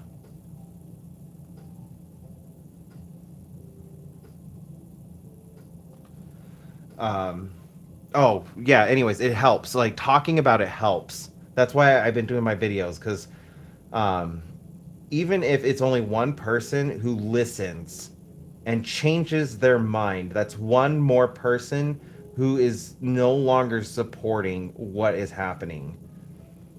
And there's so much going on with this administration. Everybody is impacted. Even if you don't see it yet, everybody's impacted. Like unfortunately, we are going to feel $10 billion being stolen from us from our tax money. I mean, we already are with our Social Security and our SNAP benefits getting cut, or medical insurance tripling in cost. That one still infuriates me. Fuck our freaking health coverage tripled this year from last year. It's almost as much as our rent, and that is like that is infuriating me because if we're struggling, I know there are so many more people who are in dire situations. I used to do care services for those with cognitive disabilities and learning disabilities, and they rely on this health insurance and these health benefits, and so many of them are losing their benefits. They are losing their ability to have a care provider come to their house to make sure that they are eating properly, to make sure that their bills are getting paid so that they can keep a roof over their head, that they're going to the doctor for their preventative care. They are losing that stuff because they can no longer afford it. And that just absolutely infuriates, and it's going to impact everybody else too because that money existed and now it's gone and it came from somewhere and it came I know like a good chunk of us can see where it's coming from. Everybody else needs to start paying attention to where it's coming from, which is also like I saw red when I saw Elon Musk talking about how the U.S. needs to bring back insane asylums and just start locking people up, like, because no, these people do not need to be locked up. They deserve to be out in the world, in society, existing, and a chance to pursue their own happiness and whatever version of happiness that may look like for them. They should be able to do that. And then him going on, we need to bring back insane asylums. All you're doing with insane asylums is stealing people's ability to pursue happiness for whatever that looks like for them. We have the ability to provide with them care, and it keeps them out of trouble. It helps them be more successful in a society that is not built for them.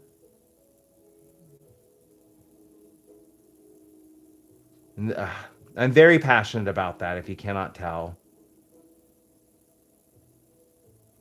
Working in healthcare and just dedicating a huge chunk of my life to helping just people with needs. Like I absolutely feel for them, and it has made me very passionate about those kinds of things.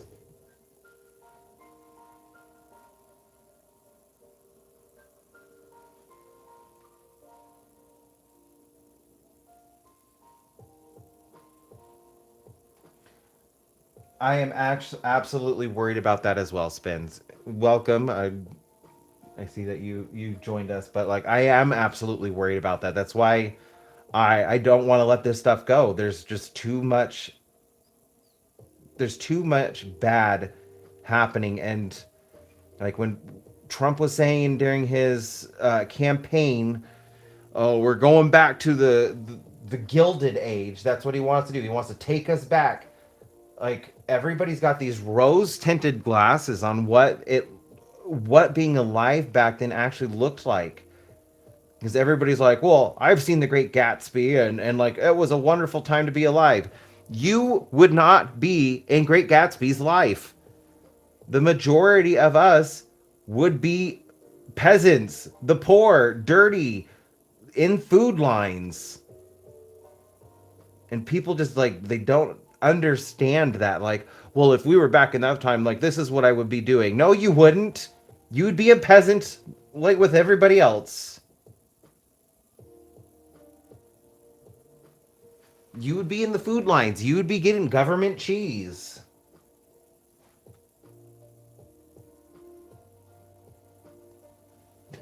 No worries.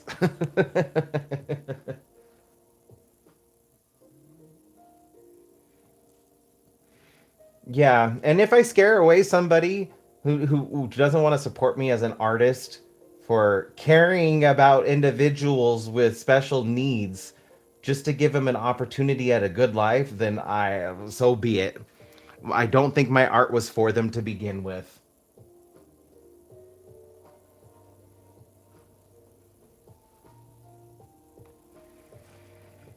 I just find it funny when they have to announce that they are unsubscribing to me, or they're unfollowing me, or they're no longer going to be my like friend because I'm talking about this stuff, and I'm just like, it's a weird hill to die on, choosing to no longer support somebody because they care about others and they want a better life for everybody. But okay, if that's the hill you want to die on.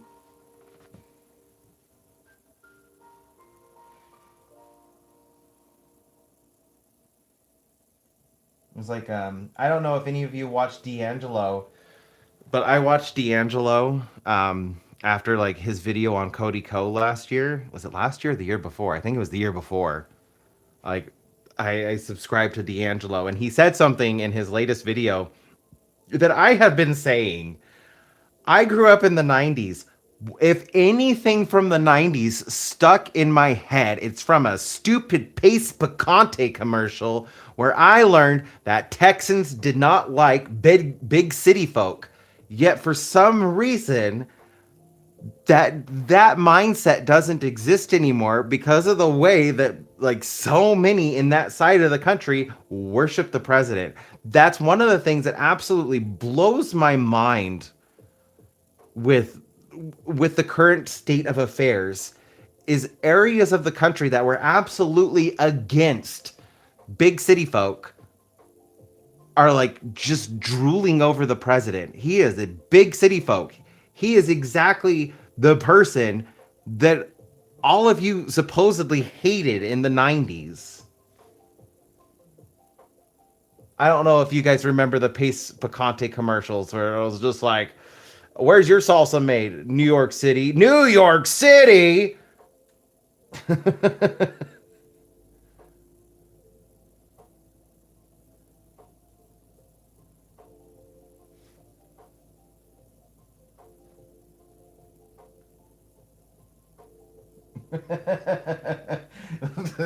Did I unlock some memories for you guys?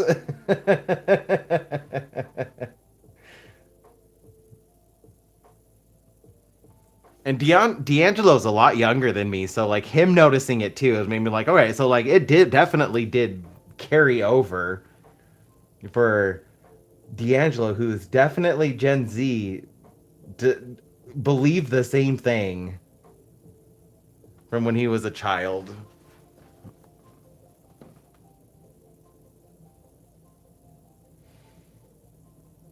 I will say that was obviously good marketing because I still remember it 30 years later, and I still remember those commercials.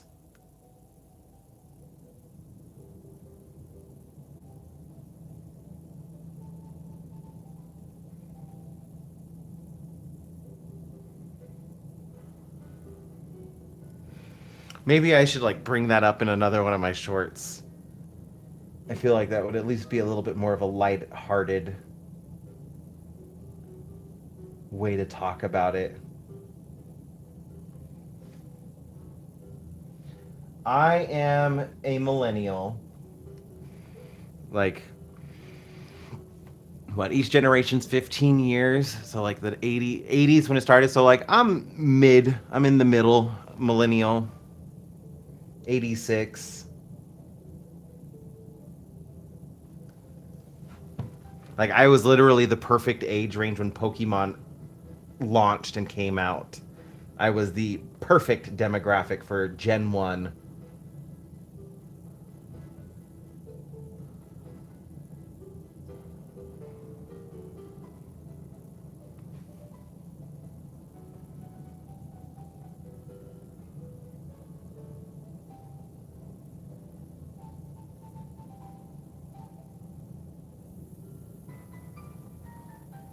I've not heard that music video, but I am really intrigued. I will probably have to go look for that. D'Angelo is a commentary channel, and he did a video on Cody Co. Like he was the one that kind of like brought up some issues with Cody Co. that caused him to like step out of some of his podcast. I think it was his podcast and his channel. Like they he had to quit because D'Angelo brought some stuff to light.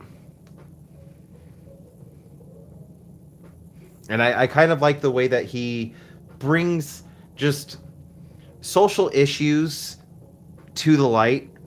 Um, some of it is definitely more like lighthearted than others, but he does point out like these are specific things wrong. And I try to make sure when I am listening to podcasters and people talking about socioeconomic issues or just like social issues in general that I am taking it in from a diverse group of people because if I only follow people like me, I'm going to stay blind to different issues in the world. So I try to make sure like I have a variety of ages, I have a variety of ethnicities, I have a variety of country of origin, just so like I feel like I get a better picture of what it's like to be human for humans in general, and know like what might need to happen to make for a better future.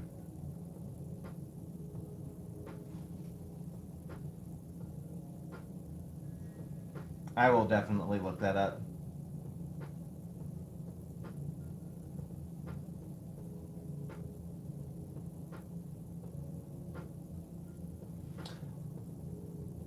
I did not know that, Gray Cloud. I'm definitely going to look into that some more.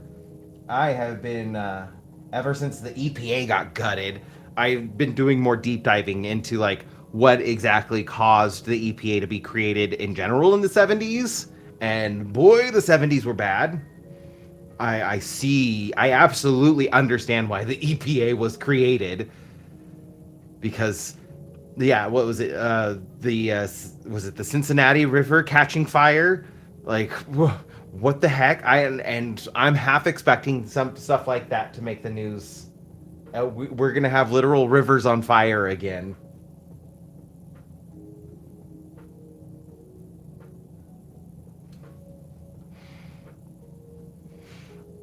If you like commentary channels, he spells it the exact same way.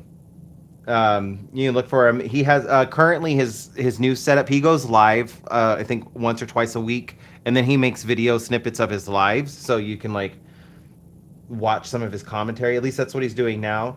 He's got an all pink background, which I absolutely love. It's such a cool background, and he purposefully went out of his way to make sure that no AI was used at all in the creation of his background because he designed it and then he went with a creative team, paid them to help bring what he was envisioning to life. Made sure like no AI was used at all in the creation of his customized background. And my favorite part of it is he has a bust of the statue of David, just his head, and it's all pink, and I love it.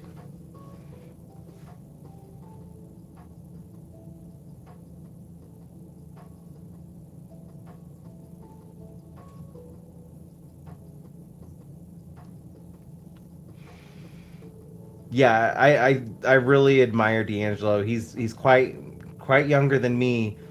But if there was ever a YouTuber I think should run for an office within the government, like as a representative, I think he absolutely should, and I think he would be great at it. I would absolutely support him. But also at the same time, as like he definitely tries to make sure people are aware of like I would not worship him. Like, he does tell people if he like, and there's a few videos he has where like if he messes up, he would expect with the things that he covers his audience to hold him accountable, and he would have to own up for that when that time comes, if that time comes, and he accepts that. He is human. He's going to make mistakes, and there's probably going to be times where he needs to be held accountable. And I absolutely admire him for that. And he reminds people to like don't get don't get parasocial with me. Like I may talk with you all the time in chats and stuff, just kind of like how I do with you guys, but like at the same time, technically we're still strangers. But the fact that he tells his audience that like if he does something that's out of pocket, he wants to be held accountable for it. He would expect to be held accountable. And I just think that kind of awareness from somebody is a level of maturity that this country really needs.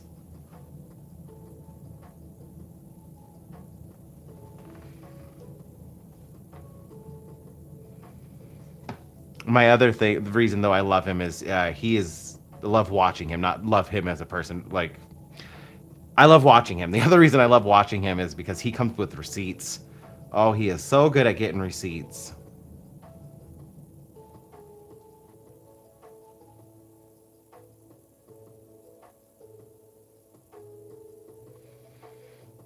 You definitely tell he is one of those kids that would have aced every single essay he turned in for any class in college.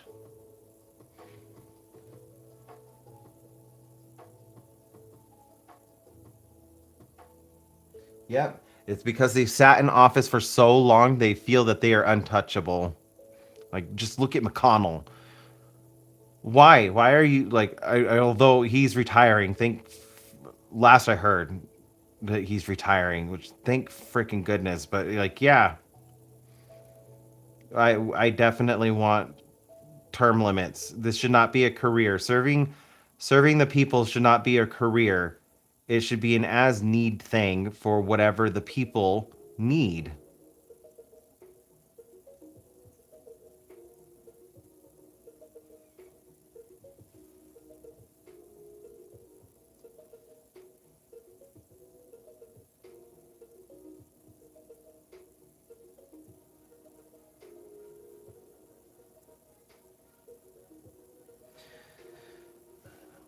He wouldn't be the first, which is also like I really don't feel like we should have any kind of politician passing away in office from old age.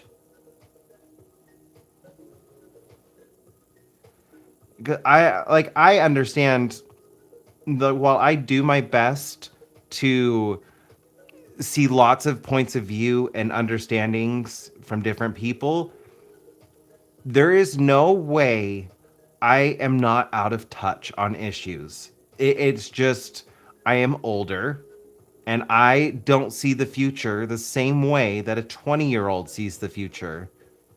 I am past that point.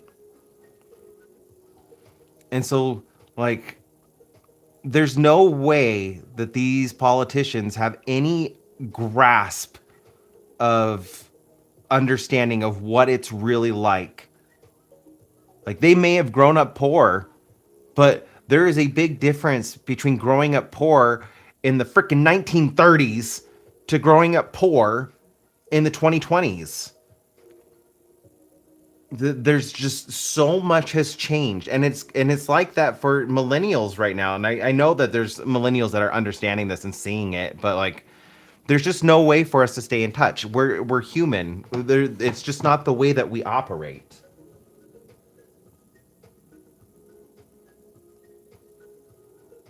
Because I've had like the closest I've ever been to a politician is technically was like there's some kind of registry in Nevada. I'm on it as a politician. I say in quotes because I was uh, student body president for my college, and that's like really the closest I will ever get. I started calling out some people in higher positions than me, then I was making enemies quite quickly because they were violating protocols and rules established uh, like laws for our bodies. Like we had to follow specific laws regarding like open meeting laws, when things were allowed to be posted, things that we were allowed to cover. We had to meet certain quorums for certain discussions. And like when I changed, if I wanted to change something about the school for the students, like I had to have so much of the student body like sign off on it being okay for something like this to happen. Like there was a lot of steps I had to take. And I would see actual politicians violating this stuff all the time. And I started calling them out on it. And I called one out on TV. And man, did that make me some enemies really quick. Like I got one of those getting pulled off to the side when I was like I went to a board of regent meeting and I had some guy like as I was just walking they kind of like had separated me from the other presidents from the other colleges. I had gotten separated from them from this other group, but I didn't realize in the time I was being separated. But I got separated, and then I got a hand on my shoulder and stopped, and I got one of those like it felt like a mob talk where someone was just like, "You're creating some waves that you don't understand. You're creating. There are certain things that you shouldn't be concerned with. You're just a student." these are real matters for real politicians, and it, you should just keep your nose out of things, kind of thing, like situation.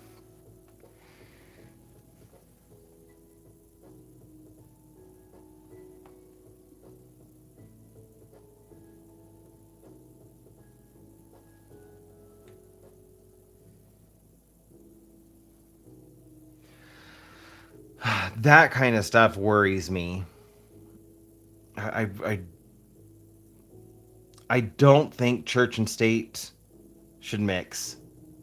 I just think that's something that shouldn't mix. I don't care like what your religion is, and I'm not saying you can't be religious if you are a representative, unless you're like also preaching, because you're already serving your community as a preacher.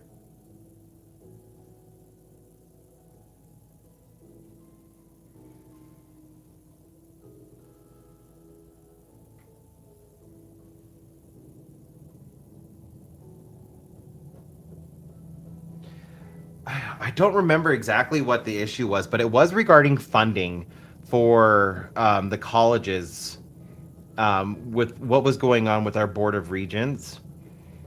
It had something to do with funding, and the way the laws were written, like every student body president was to be present at these meetings regarding funding for this, like the specific funding for the school. And they just for some reason were like, no, that's not important, we're not going to have all the presidents, we're, just one is fine. And we tried protesting it, and they just like railroaded us. They're just like, no, we only need like we only need one. And we even were trying to show them like, these are laws that every student body president is to be present for these meetings. And they're like, well, you don't need to be at them. If it's regarding funding for the schools, yes, I do think that the student body presidents should be present. And they just railroaded us and would only allow like the student body presidents of all the colleges in the state of Nevada formed their own group, and we had a chair of that group. I was the secretary of that group, and I wasn't even allowed to go, even though I was the person taking all of the notes and the minutes for our meetings. I wasn't even allowed to go to this meeting. Only our chair was allowed to go. And I just thought that was really shady, and I didn't like it, and I was trying to bring attention to it, and they did not like me trying to bring attention to this. I also made some enemies with some of the professors at my college. Ooh wee, because I felt the college like, and I'm not saying the college shouldn't tailor to professors as well. Like, I get the importance of the professors having a voice within the school, but I felt like the school tailored to the professors too much. It definitely was not comparable to how they were tailoring to the students. And their justification for it was, it's like, well, the professors are here at the college longer than the students. The students, like, that's a transient body. It's always being replaced. And I was like, it doesn't matter. The college should be tailored to the students more so than the professors. And that also caused some waves. But I got a lot of things changed within my school. Like, um, if you were a in student government, you did get paid because it was a job, but it was not a lot, and it wasn't enough to really sustain yourself on. And I fought for the student government to get paid. Like, we were getting paid below minimum wage, and I got it to above minimum wage. But to kind of like show I was trying to do this in good faith, I made sure that it did not impact me or my senators and my student body government. It started the next year after us, because I didn't want it to be considered self-serving. But I knew like it was important to get the pay up from, like, it was such abysmal pay. I think it was like $7 an hour. Was it? It was like $7 an hour, and I got it up to $15 an hour. I also got a couple scholarships started and funded. Um, there was a 9/11 fund that we had for first responders, who were any students going through first responder courses. I got that refunded because that was dwindling, and I like tripled the budget on that because I was just like, this is important. Like Reno's firefighters train here and go to school here, so like they need to be able to get scholarships if they cannot afford to go to school. I also got physical education classes on the curriculum because they did not really have a physical education degree before me, but I got a new gym opened up. It had basketball courts, a soccer field with a track.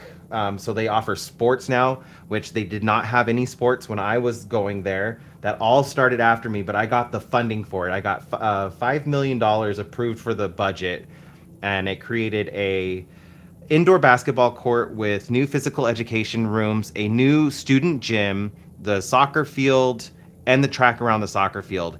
I put in work for that because I was like, I never did well in school, but going to my college, I all of a sudden like got inspired and I was excelling in ways I didn't ever think I could excel at. And I wanted to make the school a better place for making me a better person. And so like I put in some hours trying to make sure that that happened. I was probably doing I was only getting paid for like 30 hours a week, but I was probably putting in 80 hours on top of doing 24 credits that semester.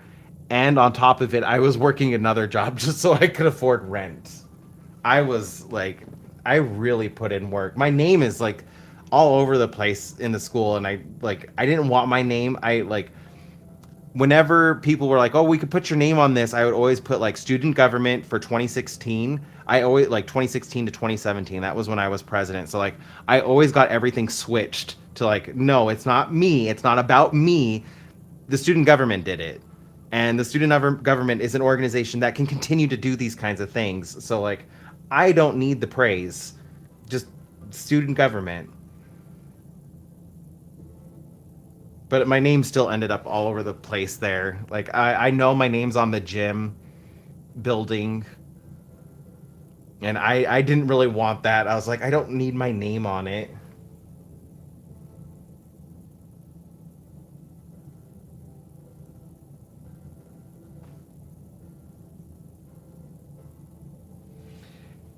Yeah, I can see corporations of education being a good name for them.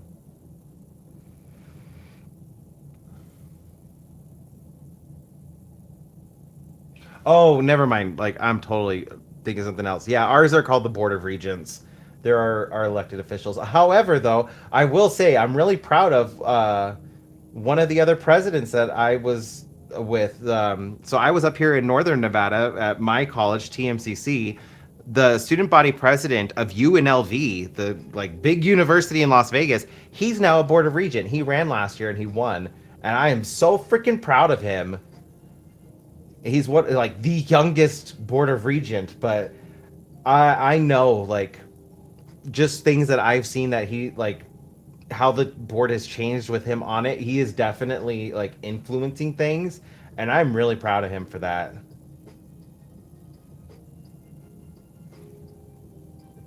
Good night, Gray Cloud. I appreciate you joining.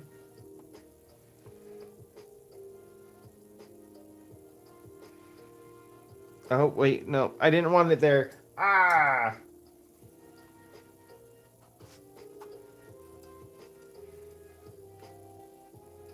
a little bit of water help me erase that.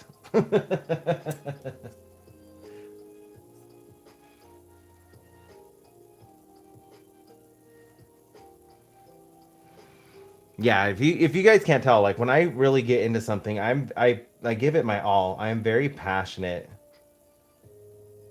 about like my work. I'm sure that shows in my art though. Like I when I do something, I want to make sure I'm giving it my all. I want to take pride in it. I want it to mean something.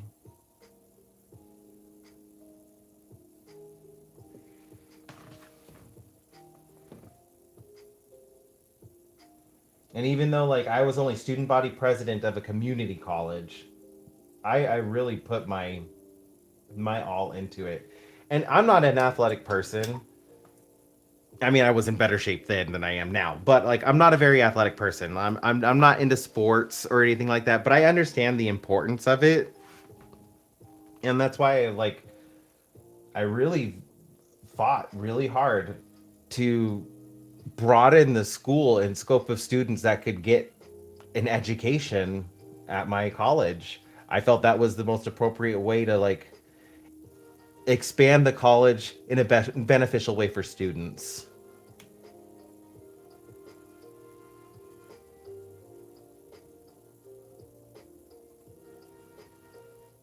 Although, from what I've heard, uh, the student government has not done nearly as much as what like the student government, my student government did. Like we definitely went way above and beyond.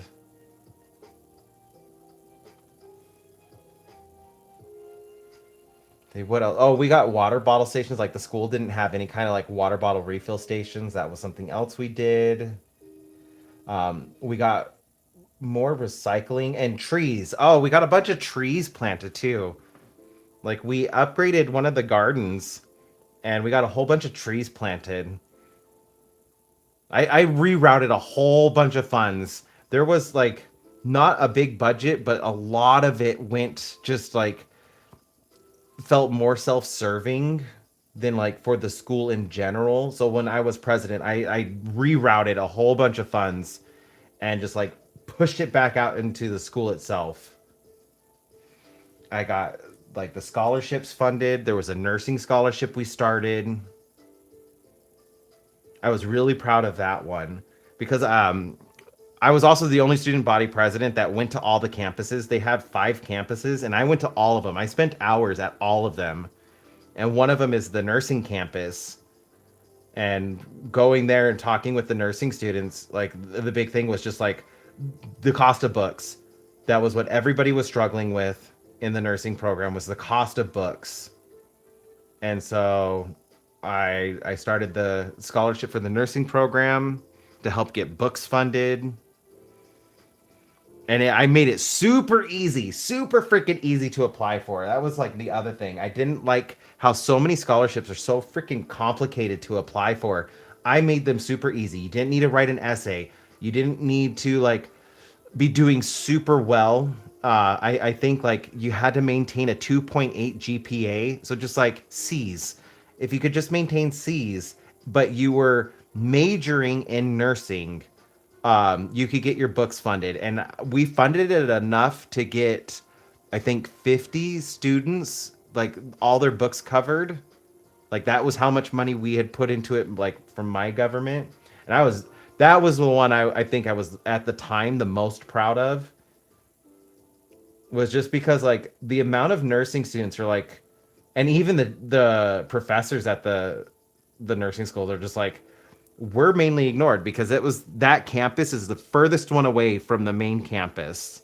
And so like just people never went out there unless you were in the nursing program. And I got told all the time like we've never seen the student government here before like this. I was like, you guys are students here. I absolutely want to make sure I'm representing you guys as well.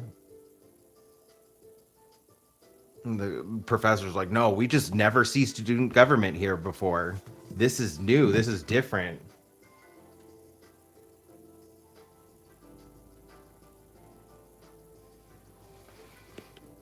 Which honestly, like, I didn't understand why nobody wanted to go to that campus. It was the newest campus. It was beautiful. It was big. And it was almost always empty. So, like, you could almost any of the student lounge areas, they were always open. The library was beautiful and big, and it was quiet. I just never understood. I'm like, why doesn't anybody want to come out here? Because it's a 15-minute drive away from the main campus?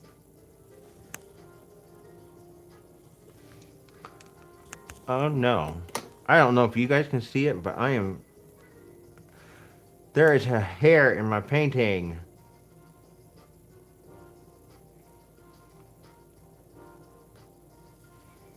There's another hair. This is why I have tweezers.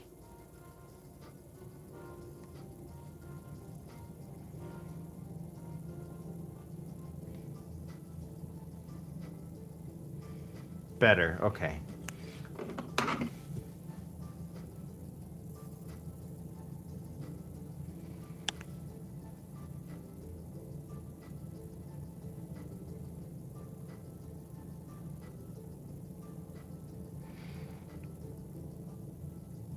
Yeah, I kind of miss that, but I did cater to our first responders, our students who are training for any kind of first responders or medical,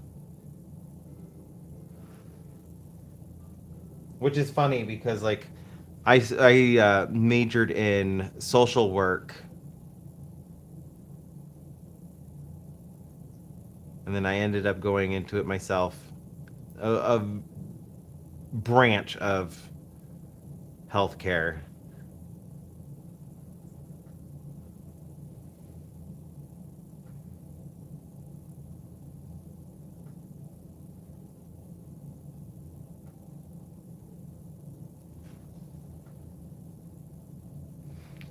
No idea where the energy for all that came from. Because I think about that now. I was working two jobs. One was like double full time, one was part time.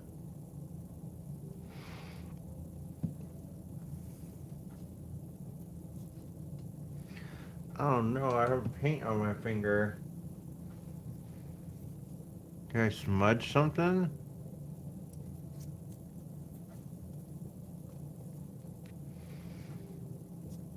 Had a part time job, a double full time job, and then I was doing 24 credits.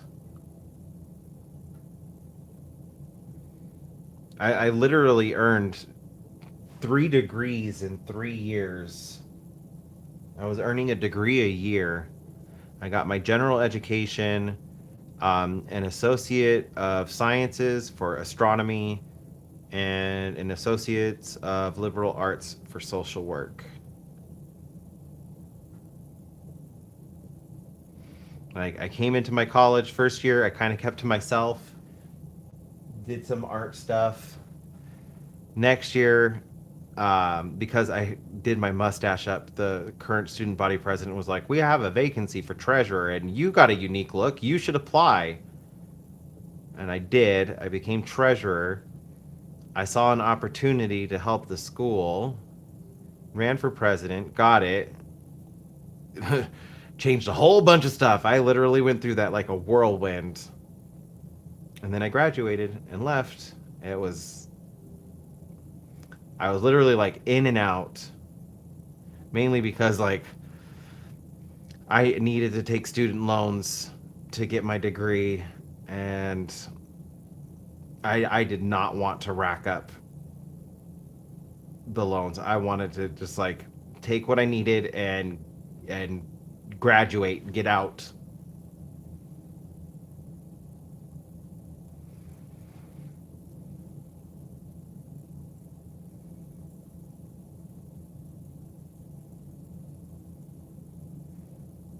Although I have been thinking about going back and like just taking some fun art classes.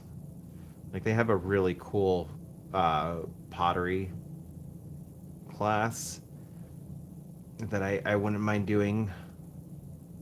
I've done pottery before, but it was a lot of fun. And I don't have a kiln, but they have a kiln.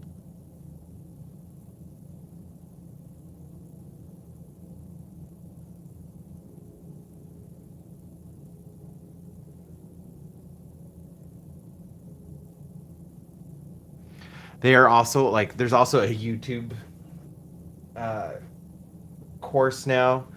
I was thinking like maybe taking that just so like I could better understand YouTube.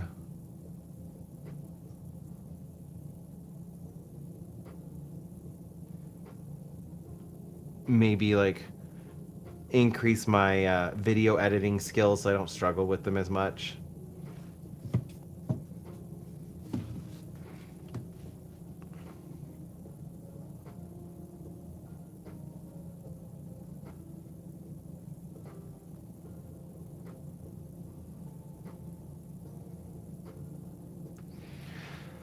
especially because like I want to learn a new program. I'm currently using CapCut, and I have issues with CapCut, and I think it's time for me to like start an adult program like DaVinci.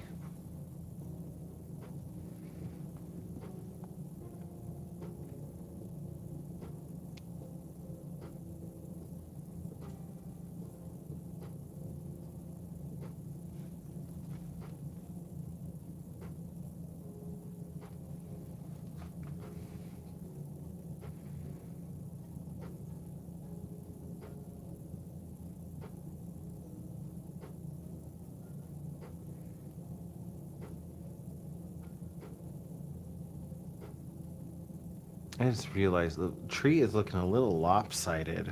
It's looking a little thin on this side.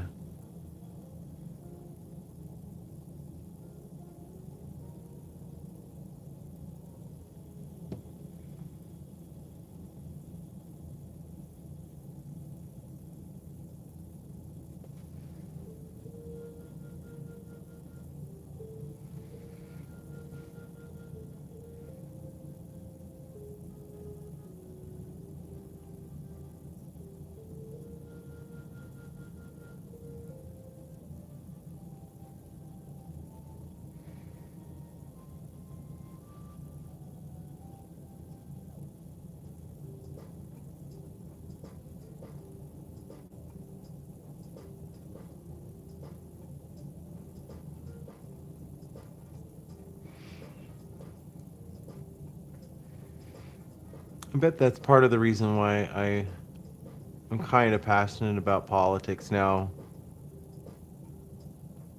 I've seen it work firsthand. I was involved with it.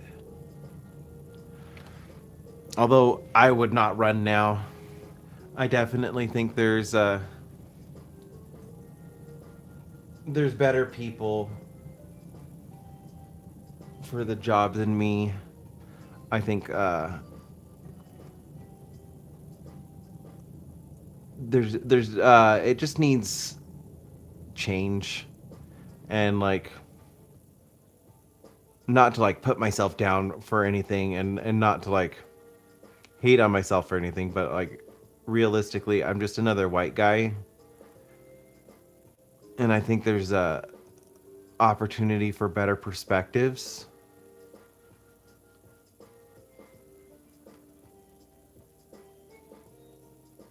And I think there's just better people for the role right now. One of my old president friends, she was asking me, she's like, "Are you gonna run for anything? I think you would do good." And I'm just like, "No, I think my time with it has done. It's ended. I will work with somebody who like wants to run, especially if I believe in them."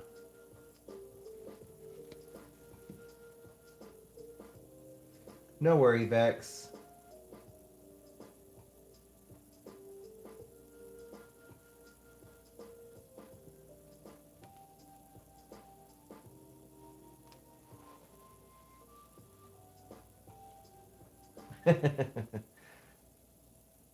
Yeah, the only issue is money. Like last year, I thought I had an opportunity. I was like, "Oh, they lowered the cost of this class. Maybe I can like take a class." But I was like, "No, I don't. I don't think I need to. I kind of wish I would have. Like, I could have taken a class for $75 at the college, but I just turned it down because I was just like, no, like I don't need it, and maybe we could put the money towards something else." And I absolutely could have done it, and I'm kicking myself over that because, like, right now it's definitely not super affordable,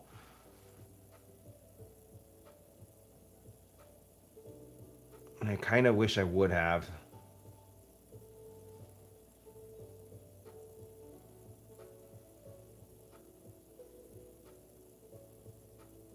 So yeah, good on you for helping encourage somebody else to increase their knowledge.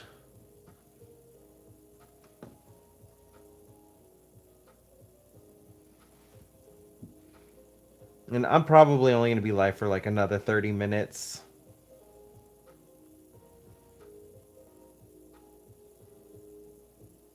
It'll be 11 o'clock my time.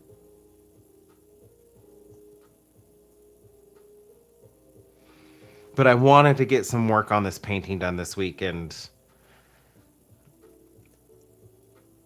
I knew I was going to have time tonight.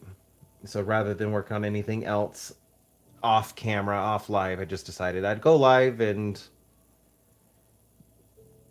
get this done.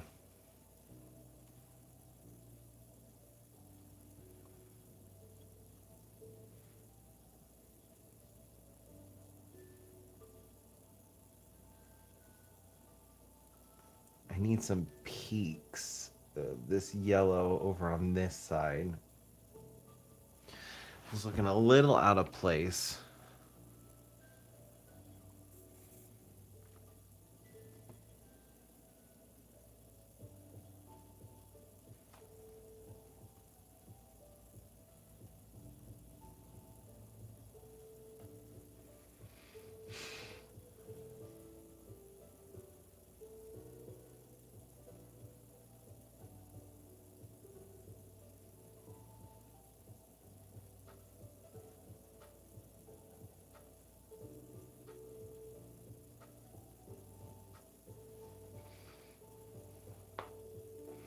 Just so it looks like there's some highlighted leaves on the other side.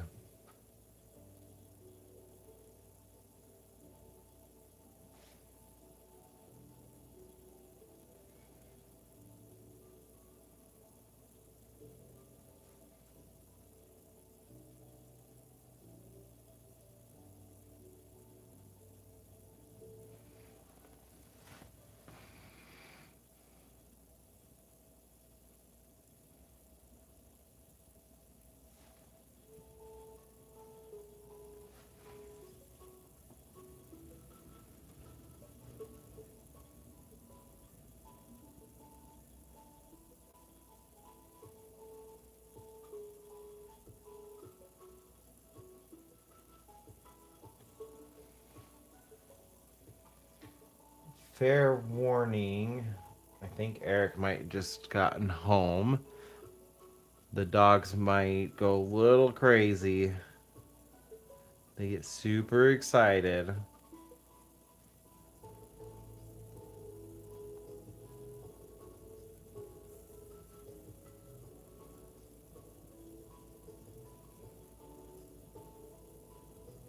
So I apologize if they do start barking. They are asleep at the moment, so they might just sleep right through it.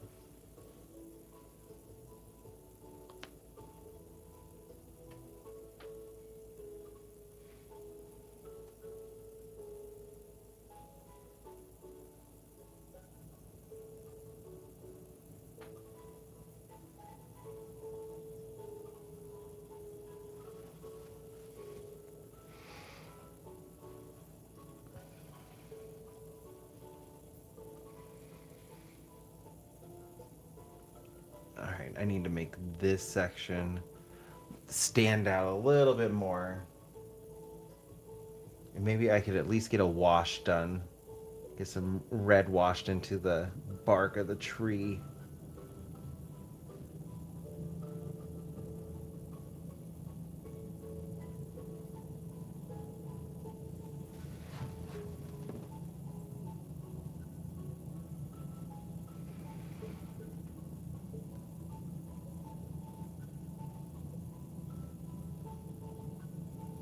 For anybody that is still awake and in the chat, did any of you see Mariah Elizabeth's new video today?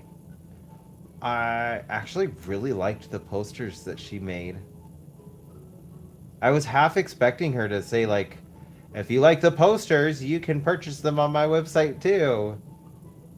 Because I'm not gonna lie, I would probably buy one. Not, I'd actually probably buy it for my niece before myself. But like, I kind of really liked the artwork she created today.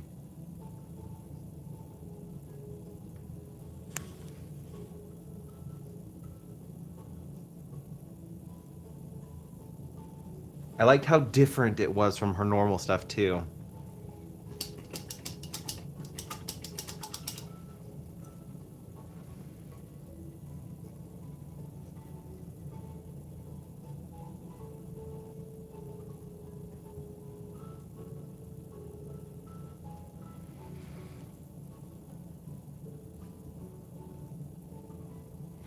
I think you're really gonna like it. She did different kind of artwork than she normally does. Even though like she's made artwork for her house before, this was different, and I really liked it. I think you'll love it too. And I think it was a great way to inspire her audience.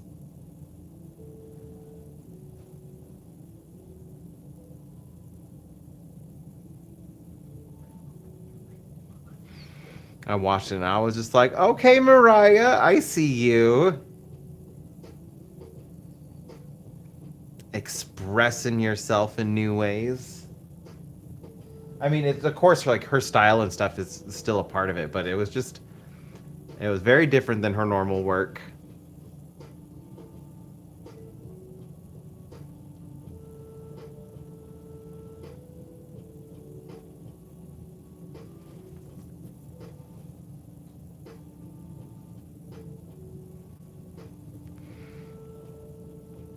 Same. My very first episode I ever saw of Mariah Elizabeth was the finger puppet she made of cat hair. That hooked me onto Mariah Elizabeth. I saw that like back in what, 2018? Goodness, I have been watching her for a while. I saw that way back then and I was just like, "Oh my gosh, this is crazy and I love it."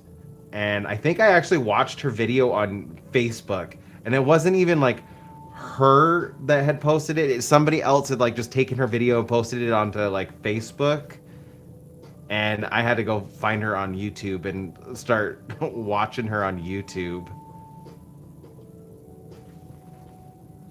Wanted to make sure I was supporting her and not some reposter.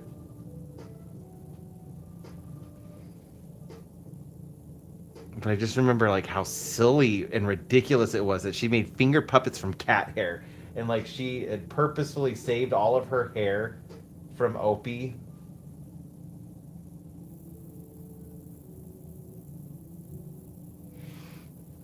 Ooh, how fun!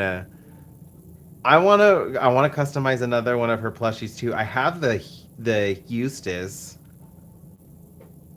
because I really enjoyed when I customized the plushies, and I just sit there looking at Eustace, and I'm like, ooh, I kind of want to customize you, but I would probably have to get some new plushes.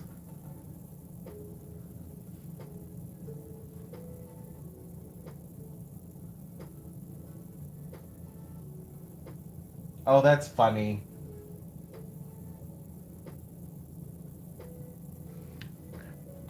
I only recently started watching Evan and Kate. I definitely need to go like binge some of their older stuff.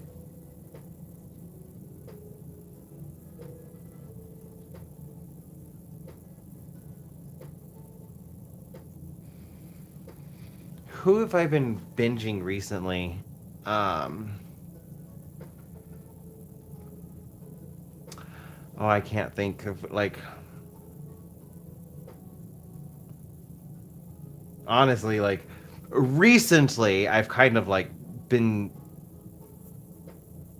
focusing more on just like music and creating just like opportunities to like just decompress, de-stress, separate like be mindful about like my emotions and separate times for them so like I have better control over my emotions. Like it's very easy in the political climate to get angry, and I want to make sure like I'm creating separation for myself just so like I'm not angry all the time, just so I'm not sad all the time. Like I definitely use the evening and nighttime more to decompress. I try to avoid the news, And lately it's been just like avoiding YouTube because like the algorithm, I'll put on one video, but then like it'll immediately go into current events. So I just like been throwing on music, live stream or something like that, or like even a podcast with this true crime just to kind of like decompress for a little bit. And then I always, before going to bed, make sure like I watch something funny and lighthearted. So lately it's been I've used Lazy. I'm actually lazy. He's just a funny YouTuber. He just is makes jokes and is very lighthearted regarding like social trends that he finds on TikTok and things like that.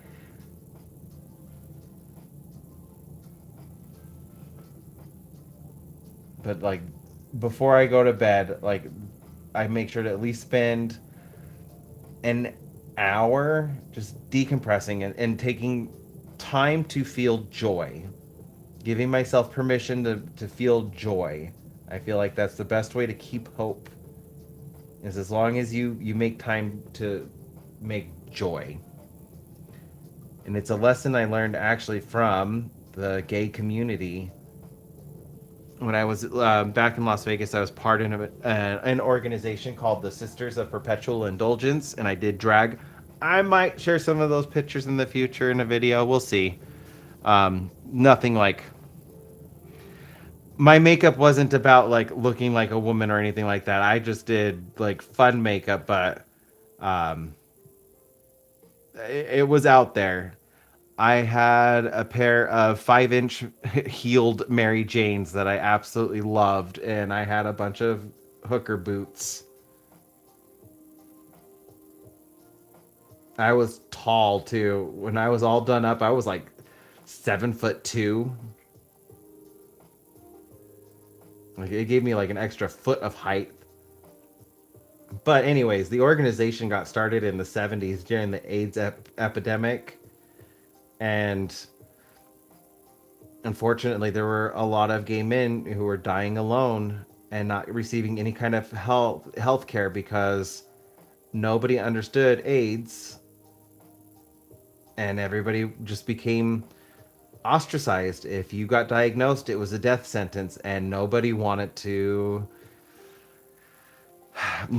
be around you because they were scared of it. They didn't understand it, and they treated you as such. And the Sisters of Perpetual Indulgence started so that these men wouldn't die alone. They would have somebody near them just to love them. And they started protesting. So the city of San Francisco, that's where they got started, was in San Francisco. Um, but so the city of San Francisco would like start taking a little bit more care for them, and it kind of like started this mantra of um, we protest in the morning, we mourn in the afternoon because there's a lot of men dying. So protest the morning, mourn in the afternoon, and party at night. And that was how they kept going when just around all of their friends dying. It was quite a devastating time for the gay community. A lot of men died. A lot of history died with them as well. And so like I kind of liked that mantra of protesting in the morning, to mourn in the afternoon those that they had lost, and then they party and dance the night away to recharge for the next day. And so like I've kind of taken it for myself in my own way, where I just make sure at night I'm taking a moment to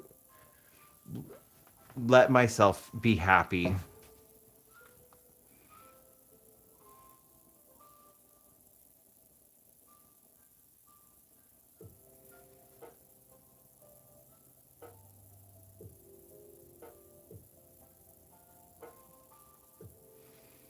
I should probably actually like do a short with that, just to remind people like it's well, even in the face of so much evil, it is okay to take moments to be happy. remind ourselves of why it's important to keep hope.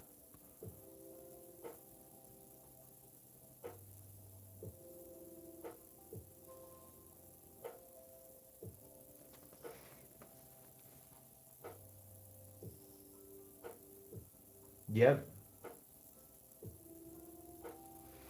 And that's why the group became the Sisters of Perpetual Indulgence, because they were going. One of the things that broke my heart the most that I found out is some of the things that was going on is people were basically renting warehouses, and once somebody got HIV AIDS and sick enough that they couldn't take care of themselves, they were literally just taken to like these warehouses and left to die. But the sisters, they started calling themselves sisters because they were doing missionary work. They were going to these warehouses and these buildings that were filled with gay men who were dying and just showing them love. They were bringing them food, telling them stories, keeping them company, and making sure that they felt love before they passed.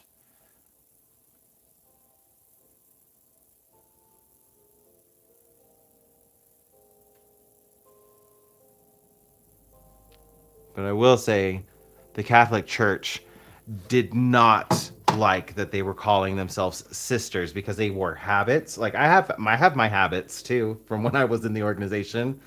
They wore habits and they would dress up, but they were radical nuns who would comfort the disturbed and disturb the comforted.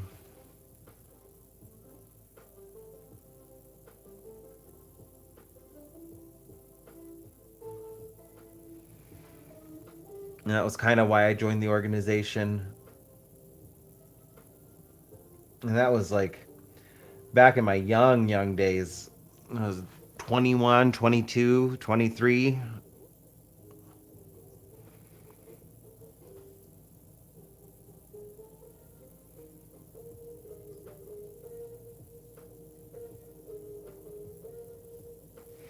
Okay, it does look a little fuller now.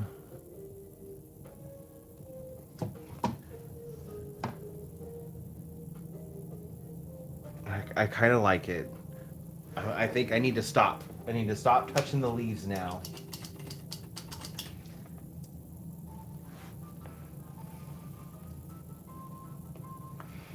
Yeah, I need to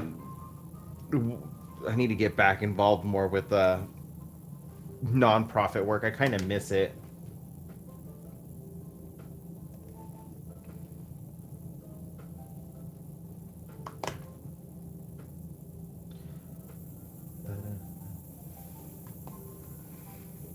I mean, I do stuff on my own, but like not with an organization. And if I was with an organization, I feel like I would be able to get a lot more accomplished.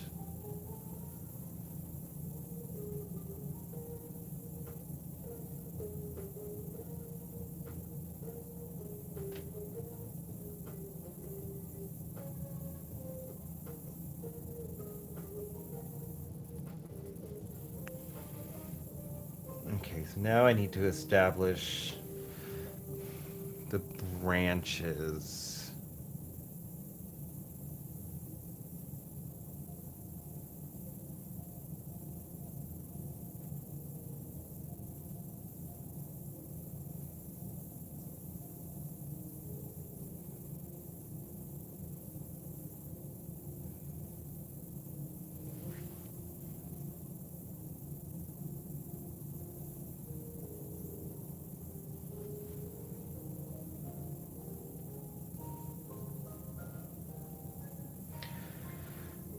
The chapter that I was in Las Vegas um, had what they called the SADAP program, which was uh,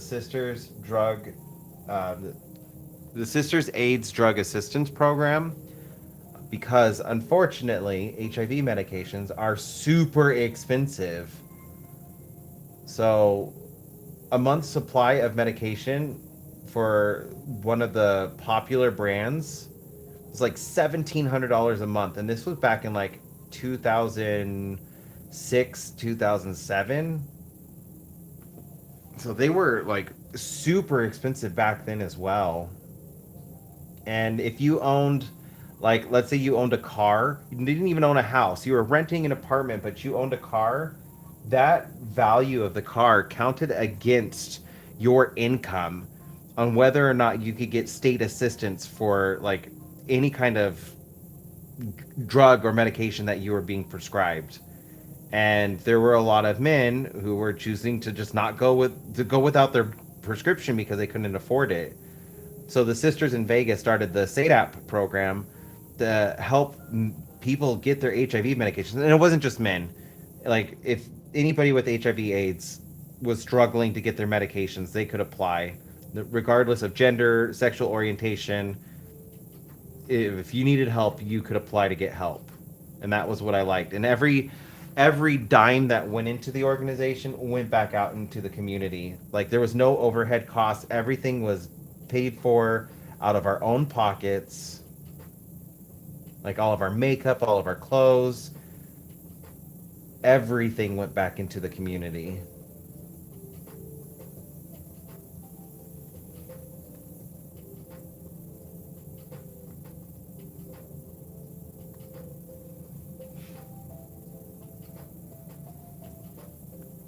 But at least we were doing something.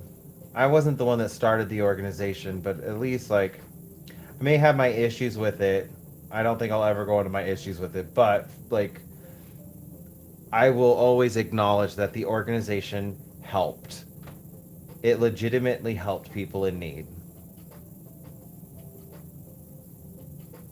There was no expectations, just if you need help getting your medications, they were there to help.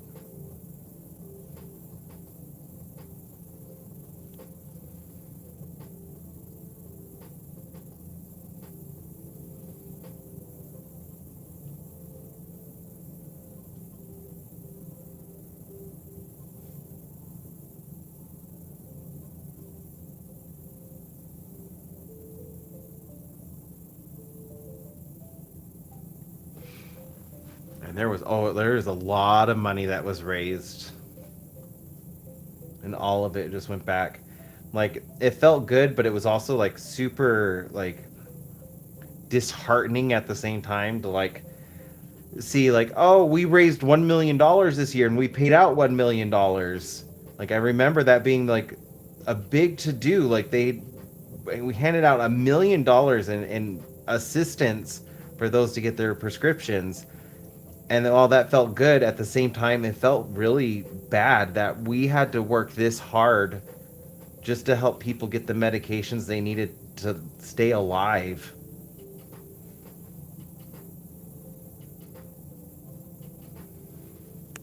And I remember it being such a bittersweet feeling.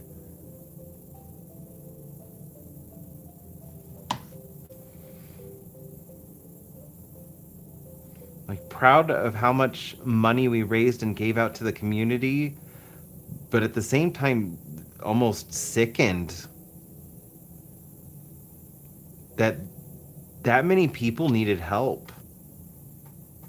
And we were a registered 501c3, so like all of our stuff was always legit. We had to turn over all of our tax papers and funding reports.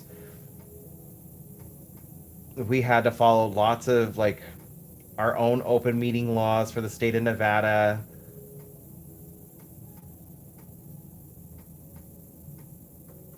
And it just, I still feel a little weird about that. Like proud, but just sickened at the same time. There have been breakthroughs, and there are new medications that are out that were not out at the time that are cheaper. However, there are still a lot of medications that are super expensive when it comes to HIV and AIDS. So there have been breakthroughs, but not all of the medications work for everybody. And so, like, if you are unfortunate enough to not have like to where your body doesn't take to the newer stuff that well, and you have to go on like certain medications, like yeah, they're still going to be super expensive. But I will say, like, there have been some breakthroughs and new medications that are definitely cheaper and more affordable.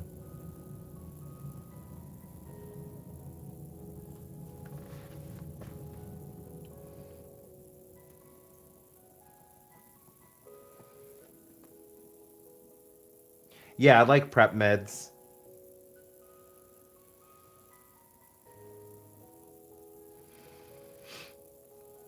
That's also like really helped, especially the younger generation, to keep it from spreading.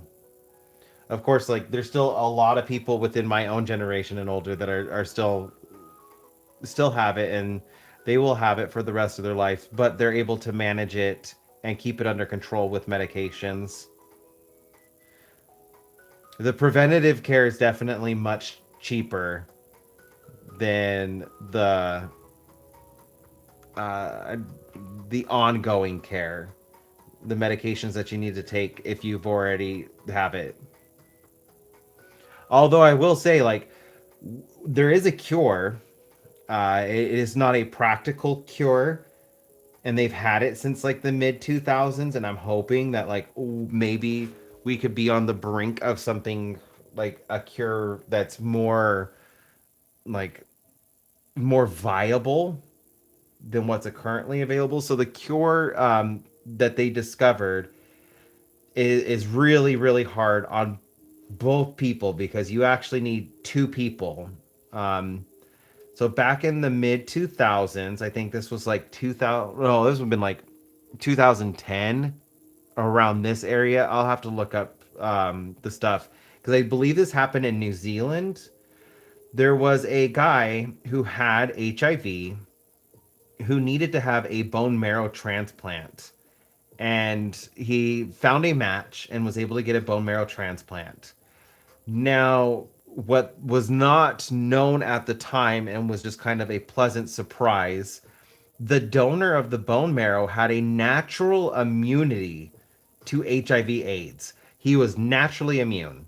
Like, it would not matter what he did, he would not catch HIV/AIDS.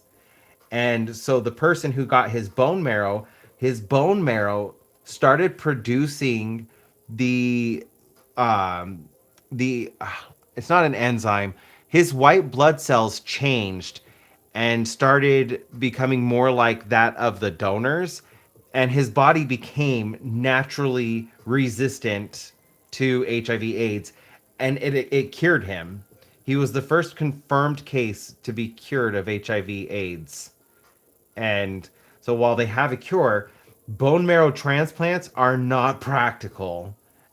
They are very hard on both the donor and the receiver. So it's not something that's that viable. However, they are, I last time I checked into it, they are really close to creating actual vaccines for HIV/AIDS based off of the production of white blood cells that are naturally immune to it because of that bone marrow transplant. Yeah, antibodies. That's it. Yeah, it was. I was like, it was really cool. I was fascinated by that when it happened. I couldn't believe that like I was putting in all this work for the HIV community, and I got to see like an actual cure discovered.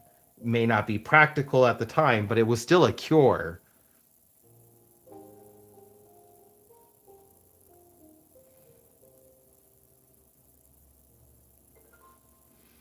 I was also like pretty passionate about it at that time because my ex was HIV positive, and I did a lot to I really wanted him to have a happy life. I do not, by the way, like if you were wondering, like because of all my work with that kind of stuff and helping in the nonprofit, I was educated on how to protect myself, and it's actually quite easy to protect yourself from. So like I never contracted it from him. We were both safe, and that wasn't a concern or worry of ours. I mean, it was always a concern and worry, but like we did everything that we were supposed to do to almost negate the possibility of me contracting it.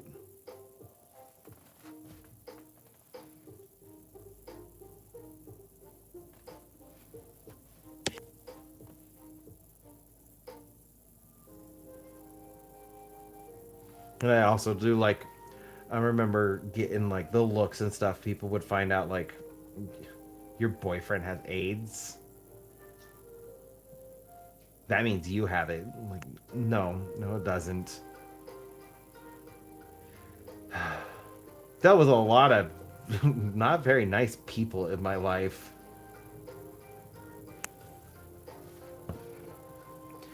This is looking so much better, brightening up.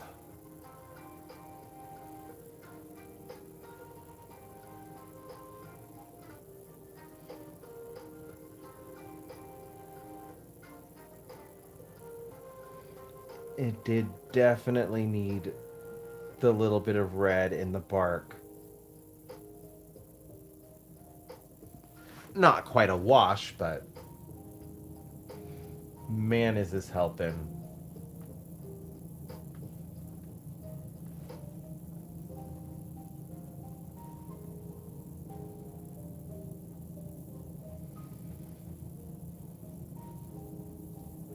So I think I'm gonna finish up this bark, and then I will be done for the night.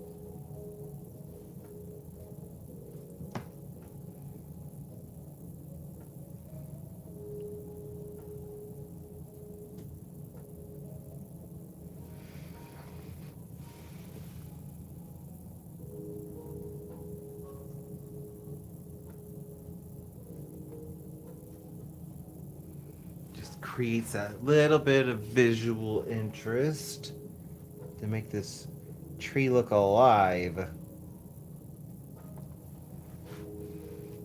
I think I need a little bit more orange.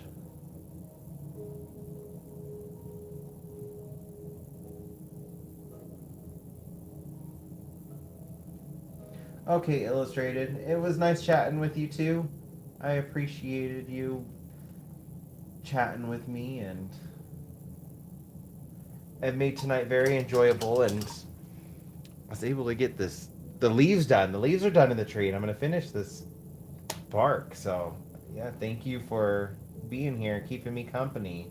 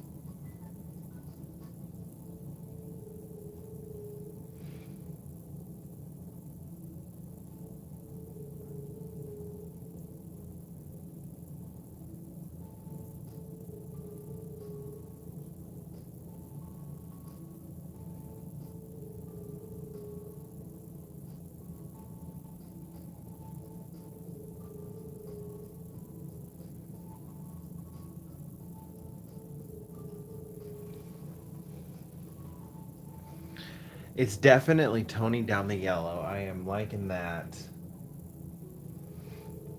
The red and the orange is kind of making the green stand out a little bit more.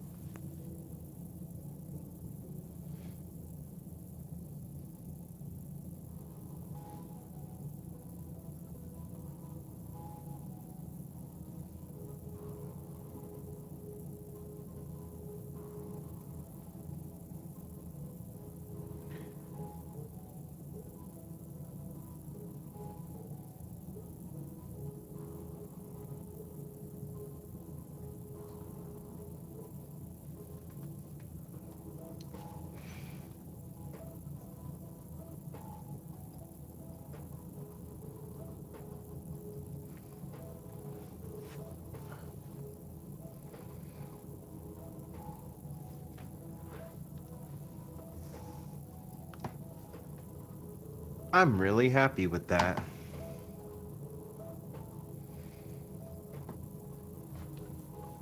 I like the lighting in the tree. I like the bark on the trunk.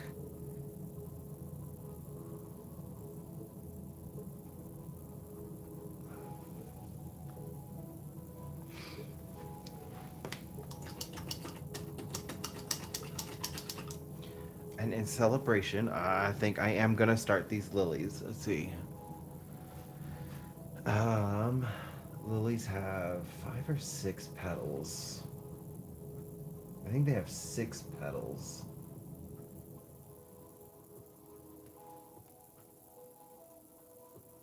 I gotta pull up my reference.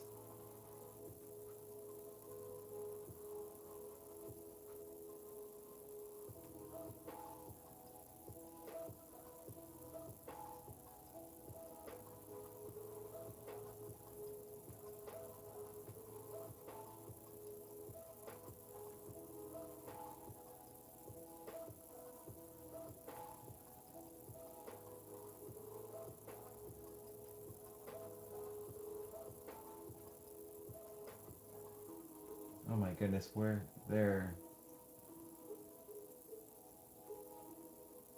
5 petals.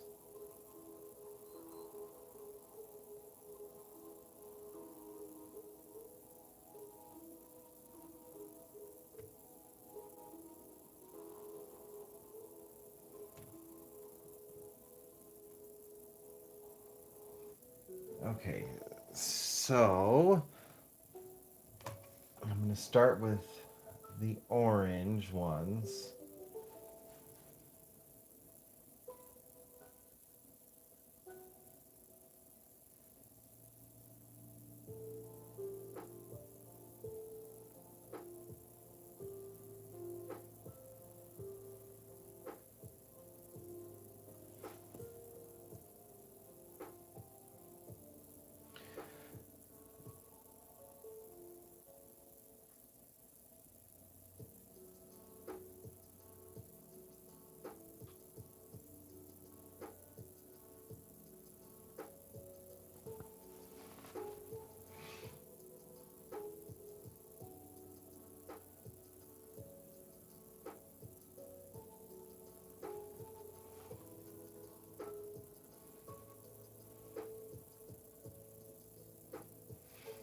I just realized I'm gonna need to do some closed versions as well.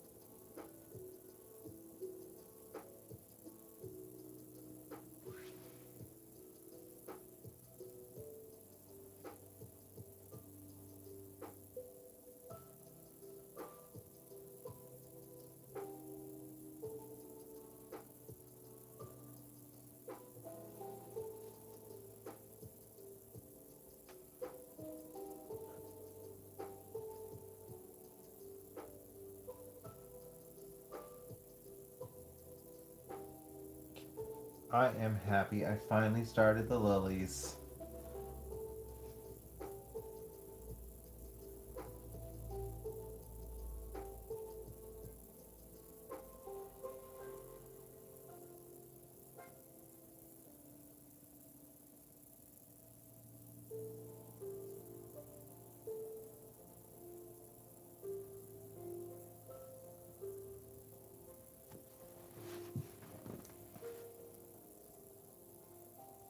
I feel like they're almost like little starfish.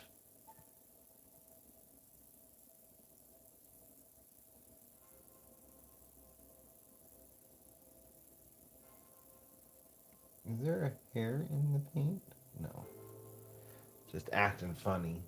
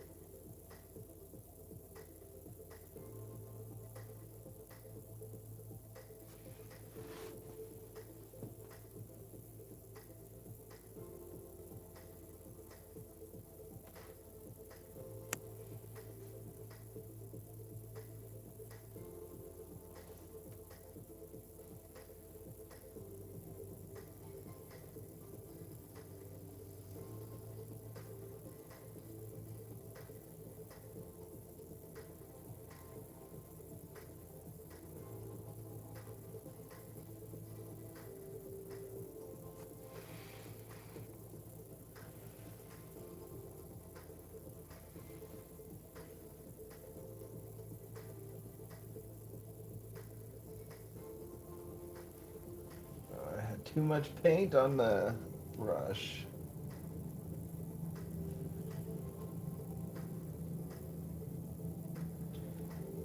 Let's see, I should be able to salvage this though.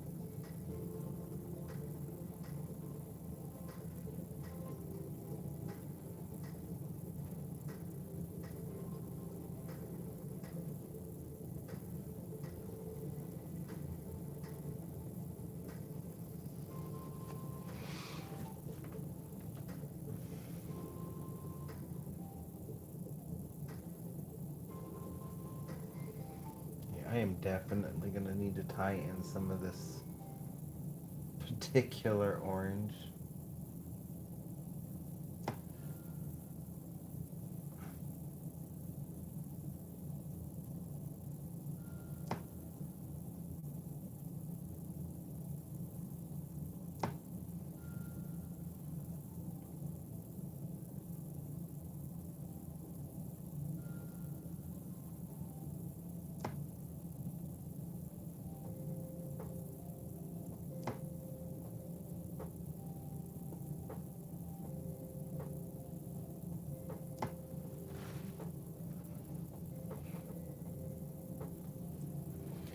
I can say I've started the lilies though. I got started on them. That was my goal. I didn't think I was gonna get to it today, but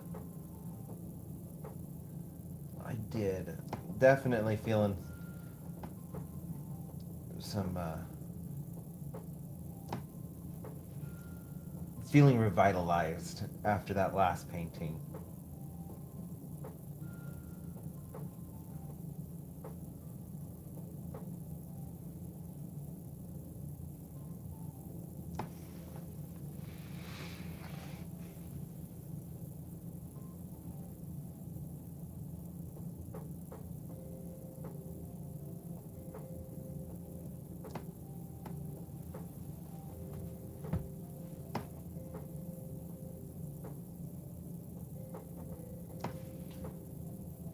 That was too big of a dot. Teeny tiny, teeny tiny dots.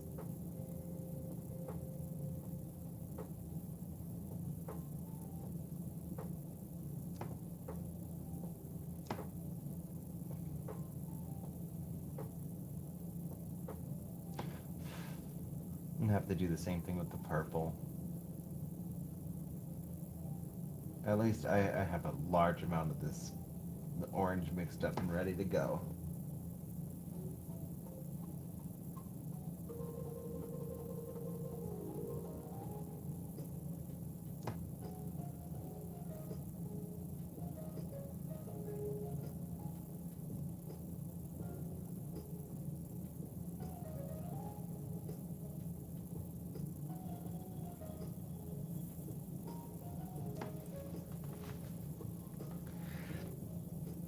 Okay, it is livening it up.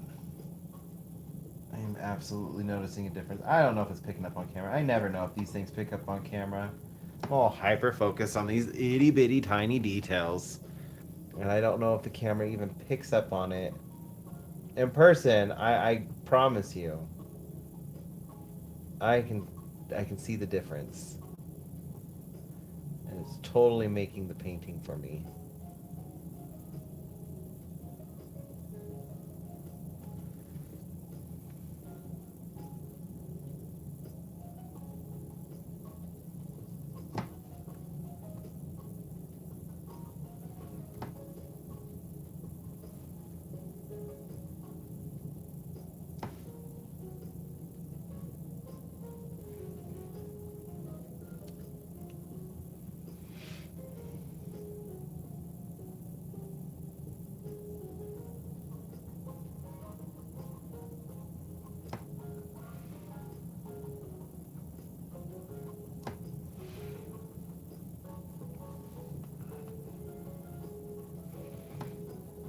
Oh, I'm really happy with the way this is looking.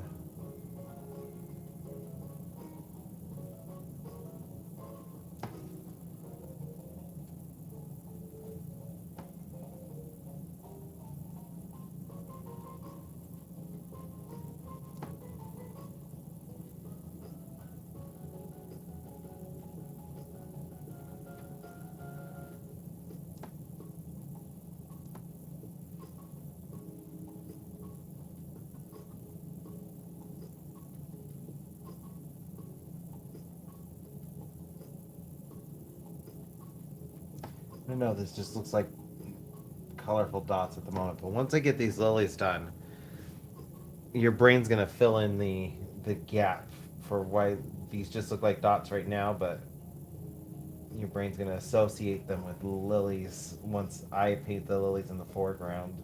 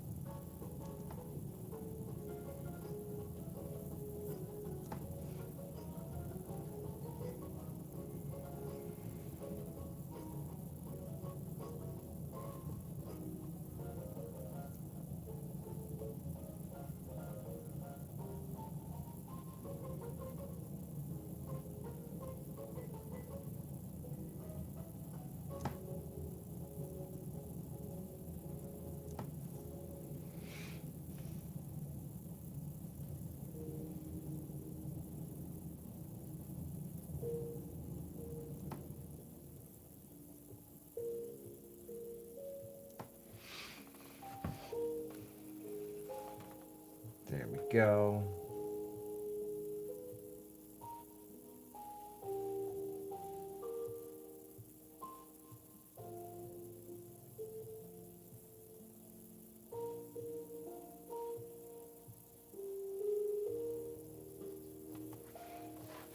I can get started on the ones a little bit closer again.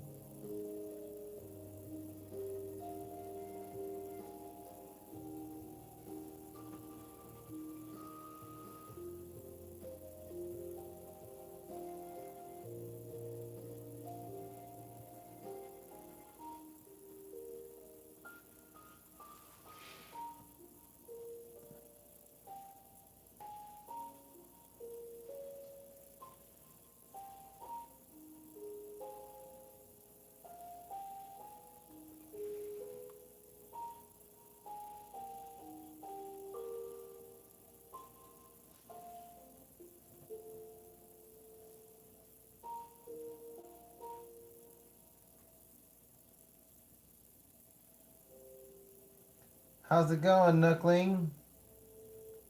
Good morning for ya. It's 11:30 at night for me. I'm gonna be going to bed when I finish this. But it's nice to see you in chat.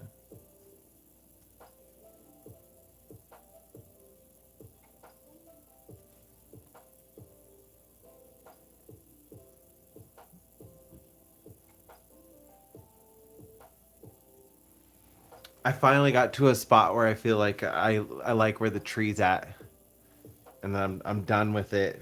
So I finally like 3 videos in a row where I'm like, I'm gonna start those lilies. I'm gonna start those lilies. I'm gonna start those lilies. And I finally did it. I'm feeling like I'm making progress now. Well, again, I should say.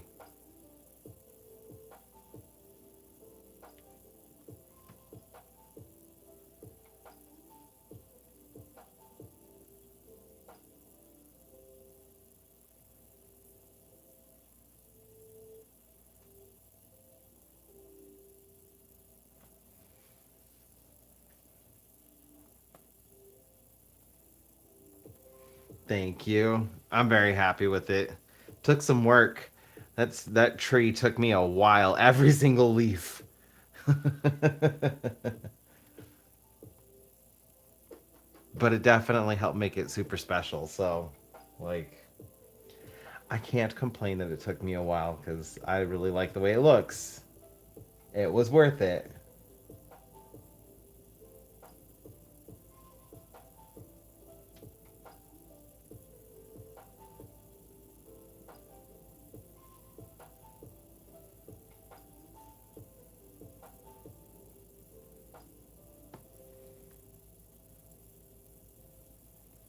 I just have to put the same care into the lilies. I'm not gonna get them done tonight, but I wanted to get some of these, at least some of them in. I'm gonna do part of the orange. I might get all the orange, like at least placed. I still need to touch them up to like actually like make them look like lilies instead of just flat flowers.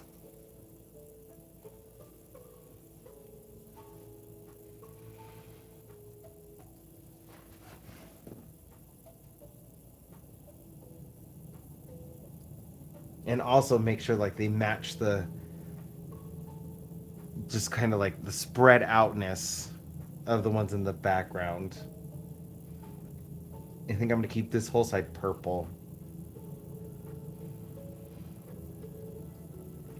Maybe I'll just do like 1 or 2 over here.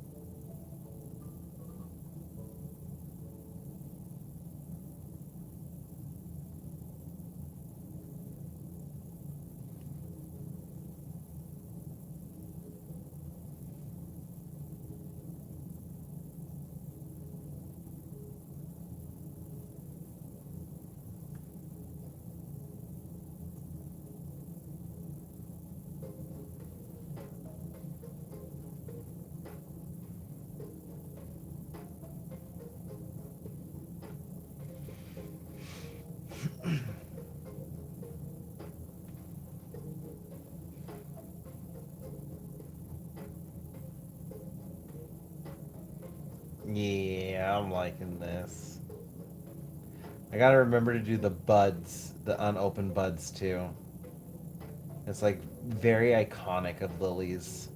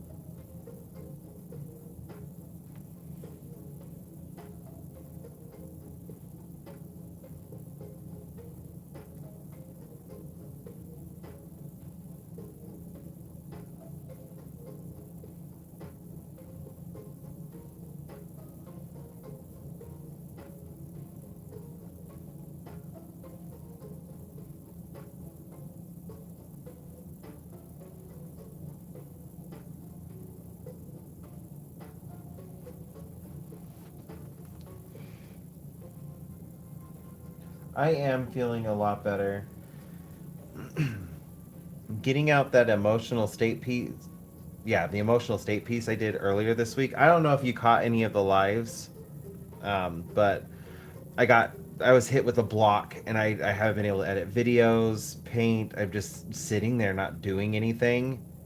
Um, so I painted my emotions, and I started a different painting on my live earlier this week for my emotional state series, and I am feeling so much better after getting that out. It is a weird piece, but I really love it. Acquiescence. A brand new emotion I learned about because of that painting.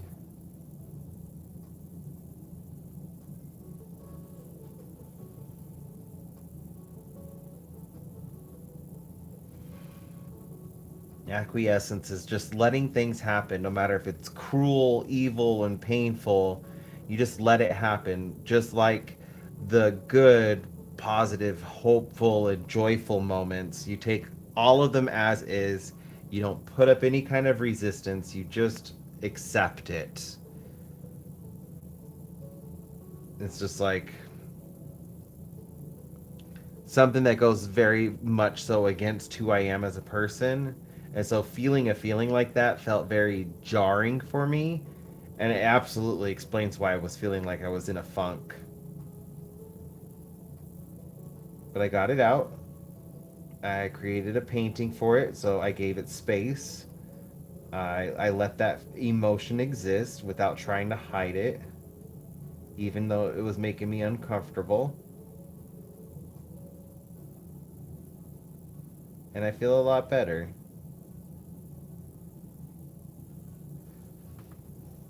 I'll go grab that so you can see it.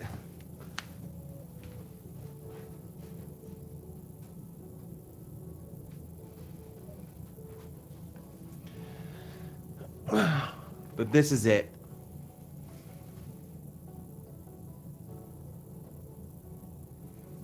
I did. So because the emotion was new and uncomfortable, I was feeling kind of slimy, like I was trying to hide. It felt jarring and just kind of like I felt rough.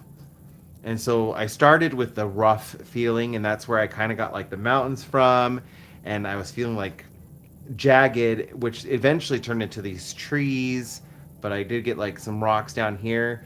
And I made this explosion at first, and I wasn't really sure like where I was gonna go with it, but it felt right. It turned into these skulls flying out towards this snail that I added in. And I felt like this was very fitting for acquiescence, just letting it happen. Because what is a snail going to do against something like this? These skulls just kind of like representing all of like this dread and hateful, hurtful things they see happening in the world. And the snail sees it coming, but what can it really do to stop it? It can't really do anything, and it's just accepting it. So, like, that's what this piece represents. I feel so much better getting this onto canvas. I really like it. It's different, but yeah, it helped. That's why I do this journey. or do this series, the emotional state series.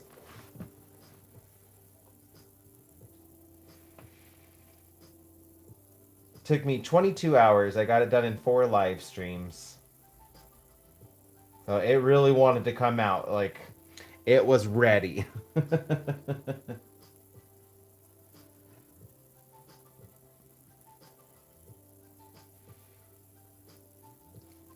And I learned a new emotion. I had no idea acquiescence was an emotion.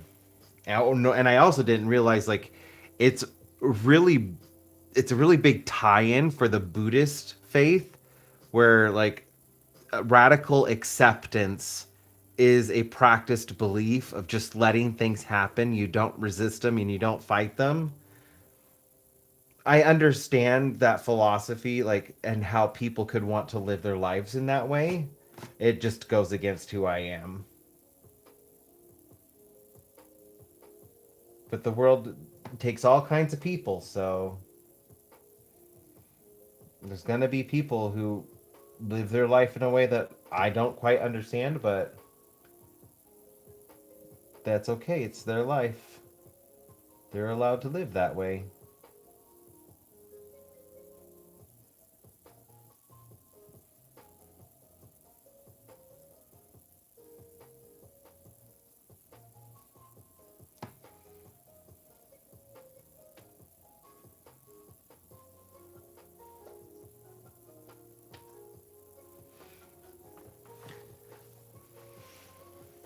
But you are absolutely right. It does help me understand myself better.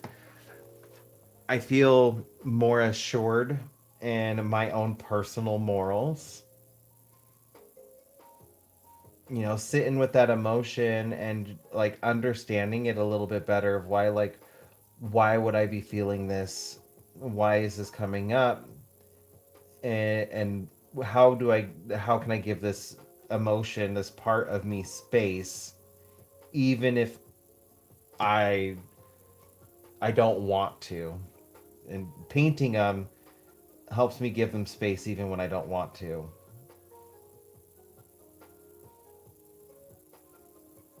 And then it lets them out so they don't, like, I'm not bottling them up. So they don't explode outwards. I think it's a very healthy way to just kind of sit with myself and understand my feelings a little bit better.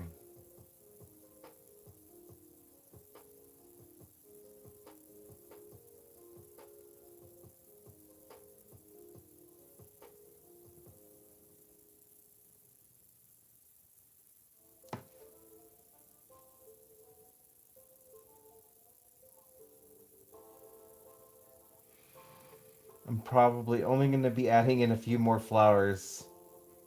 I'm starting to crash out. It's getting super close to my bedtime. Even though I know that it's early for you. I am glad that I was able to catch you, though.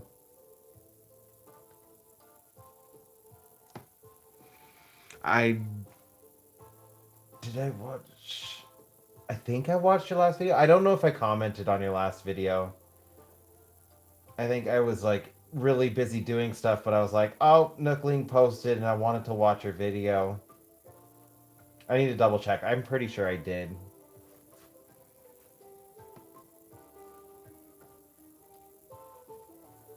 but if I didn't, I will go rewatch it and do my best to like remember to comment.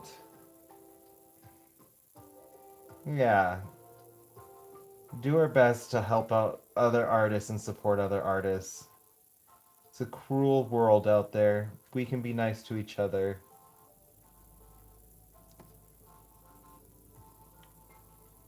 Plus, I like your process.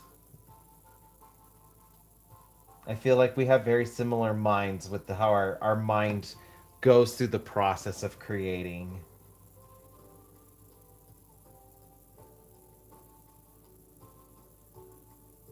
And I quite enjoy that.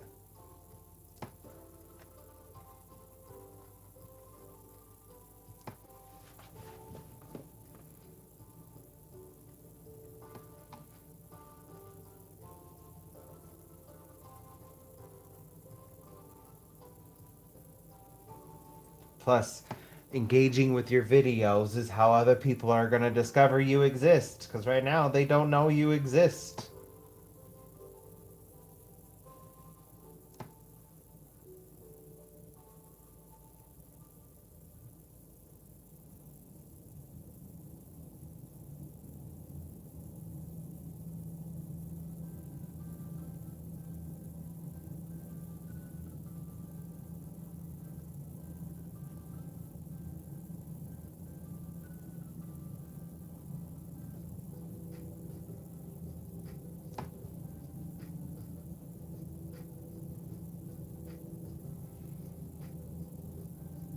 You just got to help the algorithm so it will push out your videos.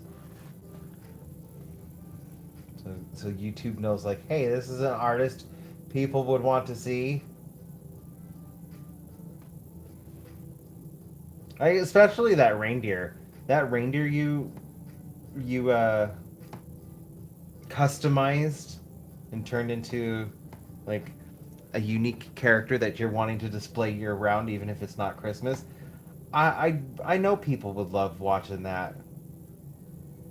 You just got to get people to discover you.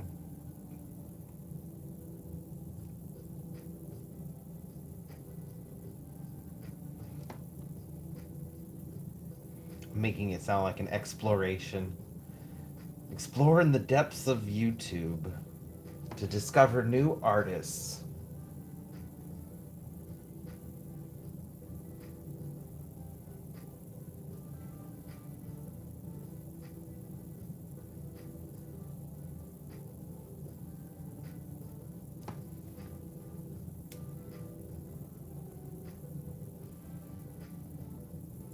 I can tell you put a lot of love into it.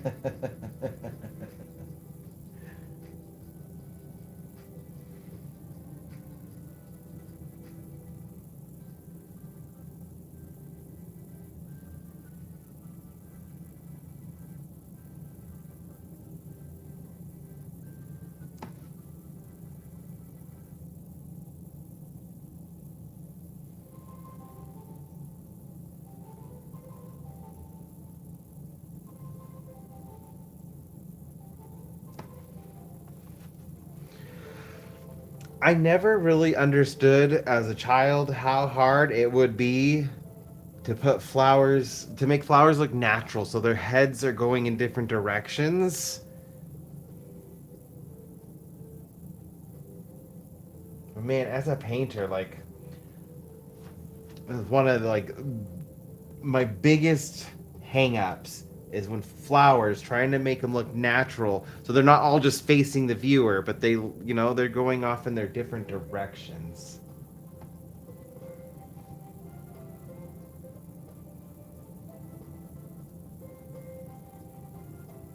That could be a slogan. You could start a whole new series. Trying art projects to help seek out new viewers and exploring YouTube to find new artists.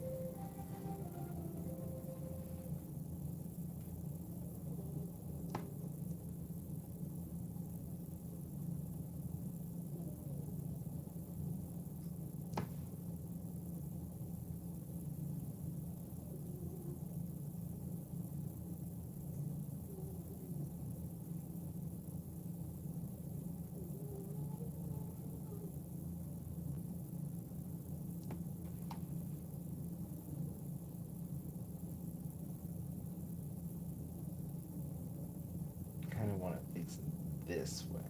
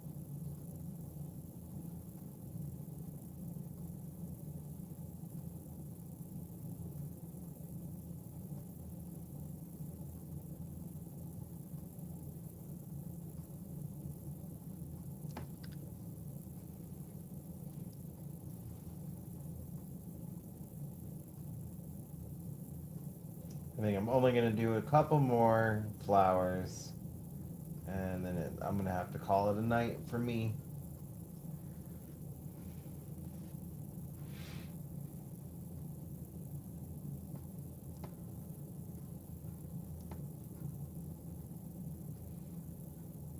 But I am okay with that because I got them started.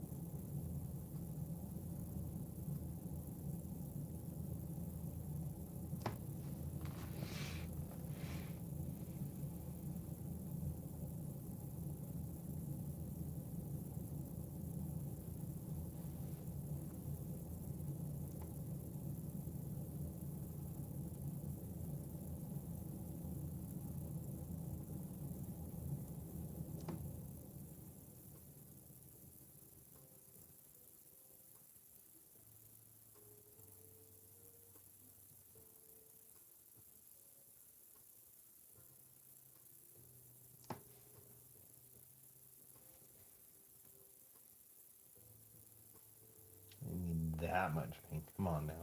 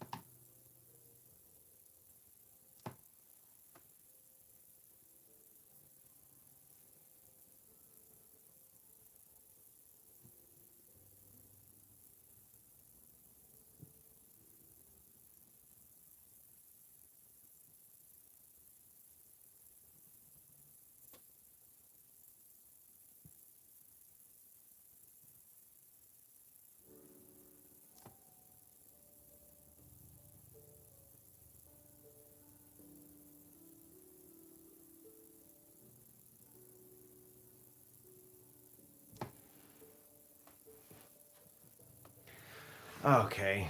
I'm going to have to call it a night.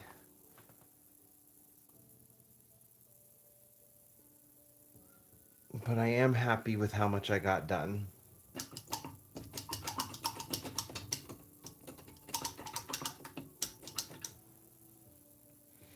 It's coming along. That's all that matters.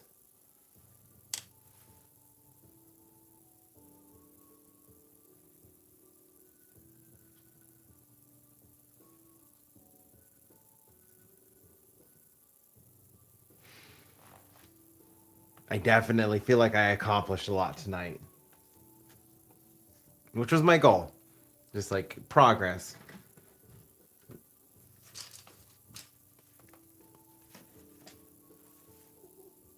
So, yeah. Anyways, I hope you all have a wonderful night, day, morning, evening, whatever time it may be for you, afternoon, even.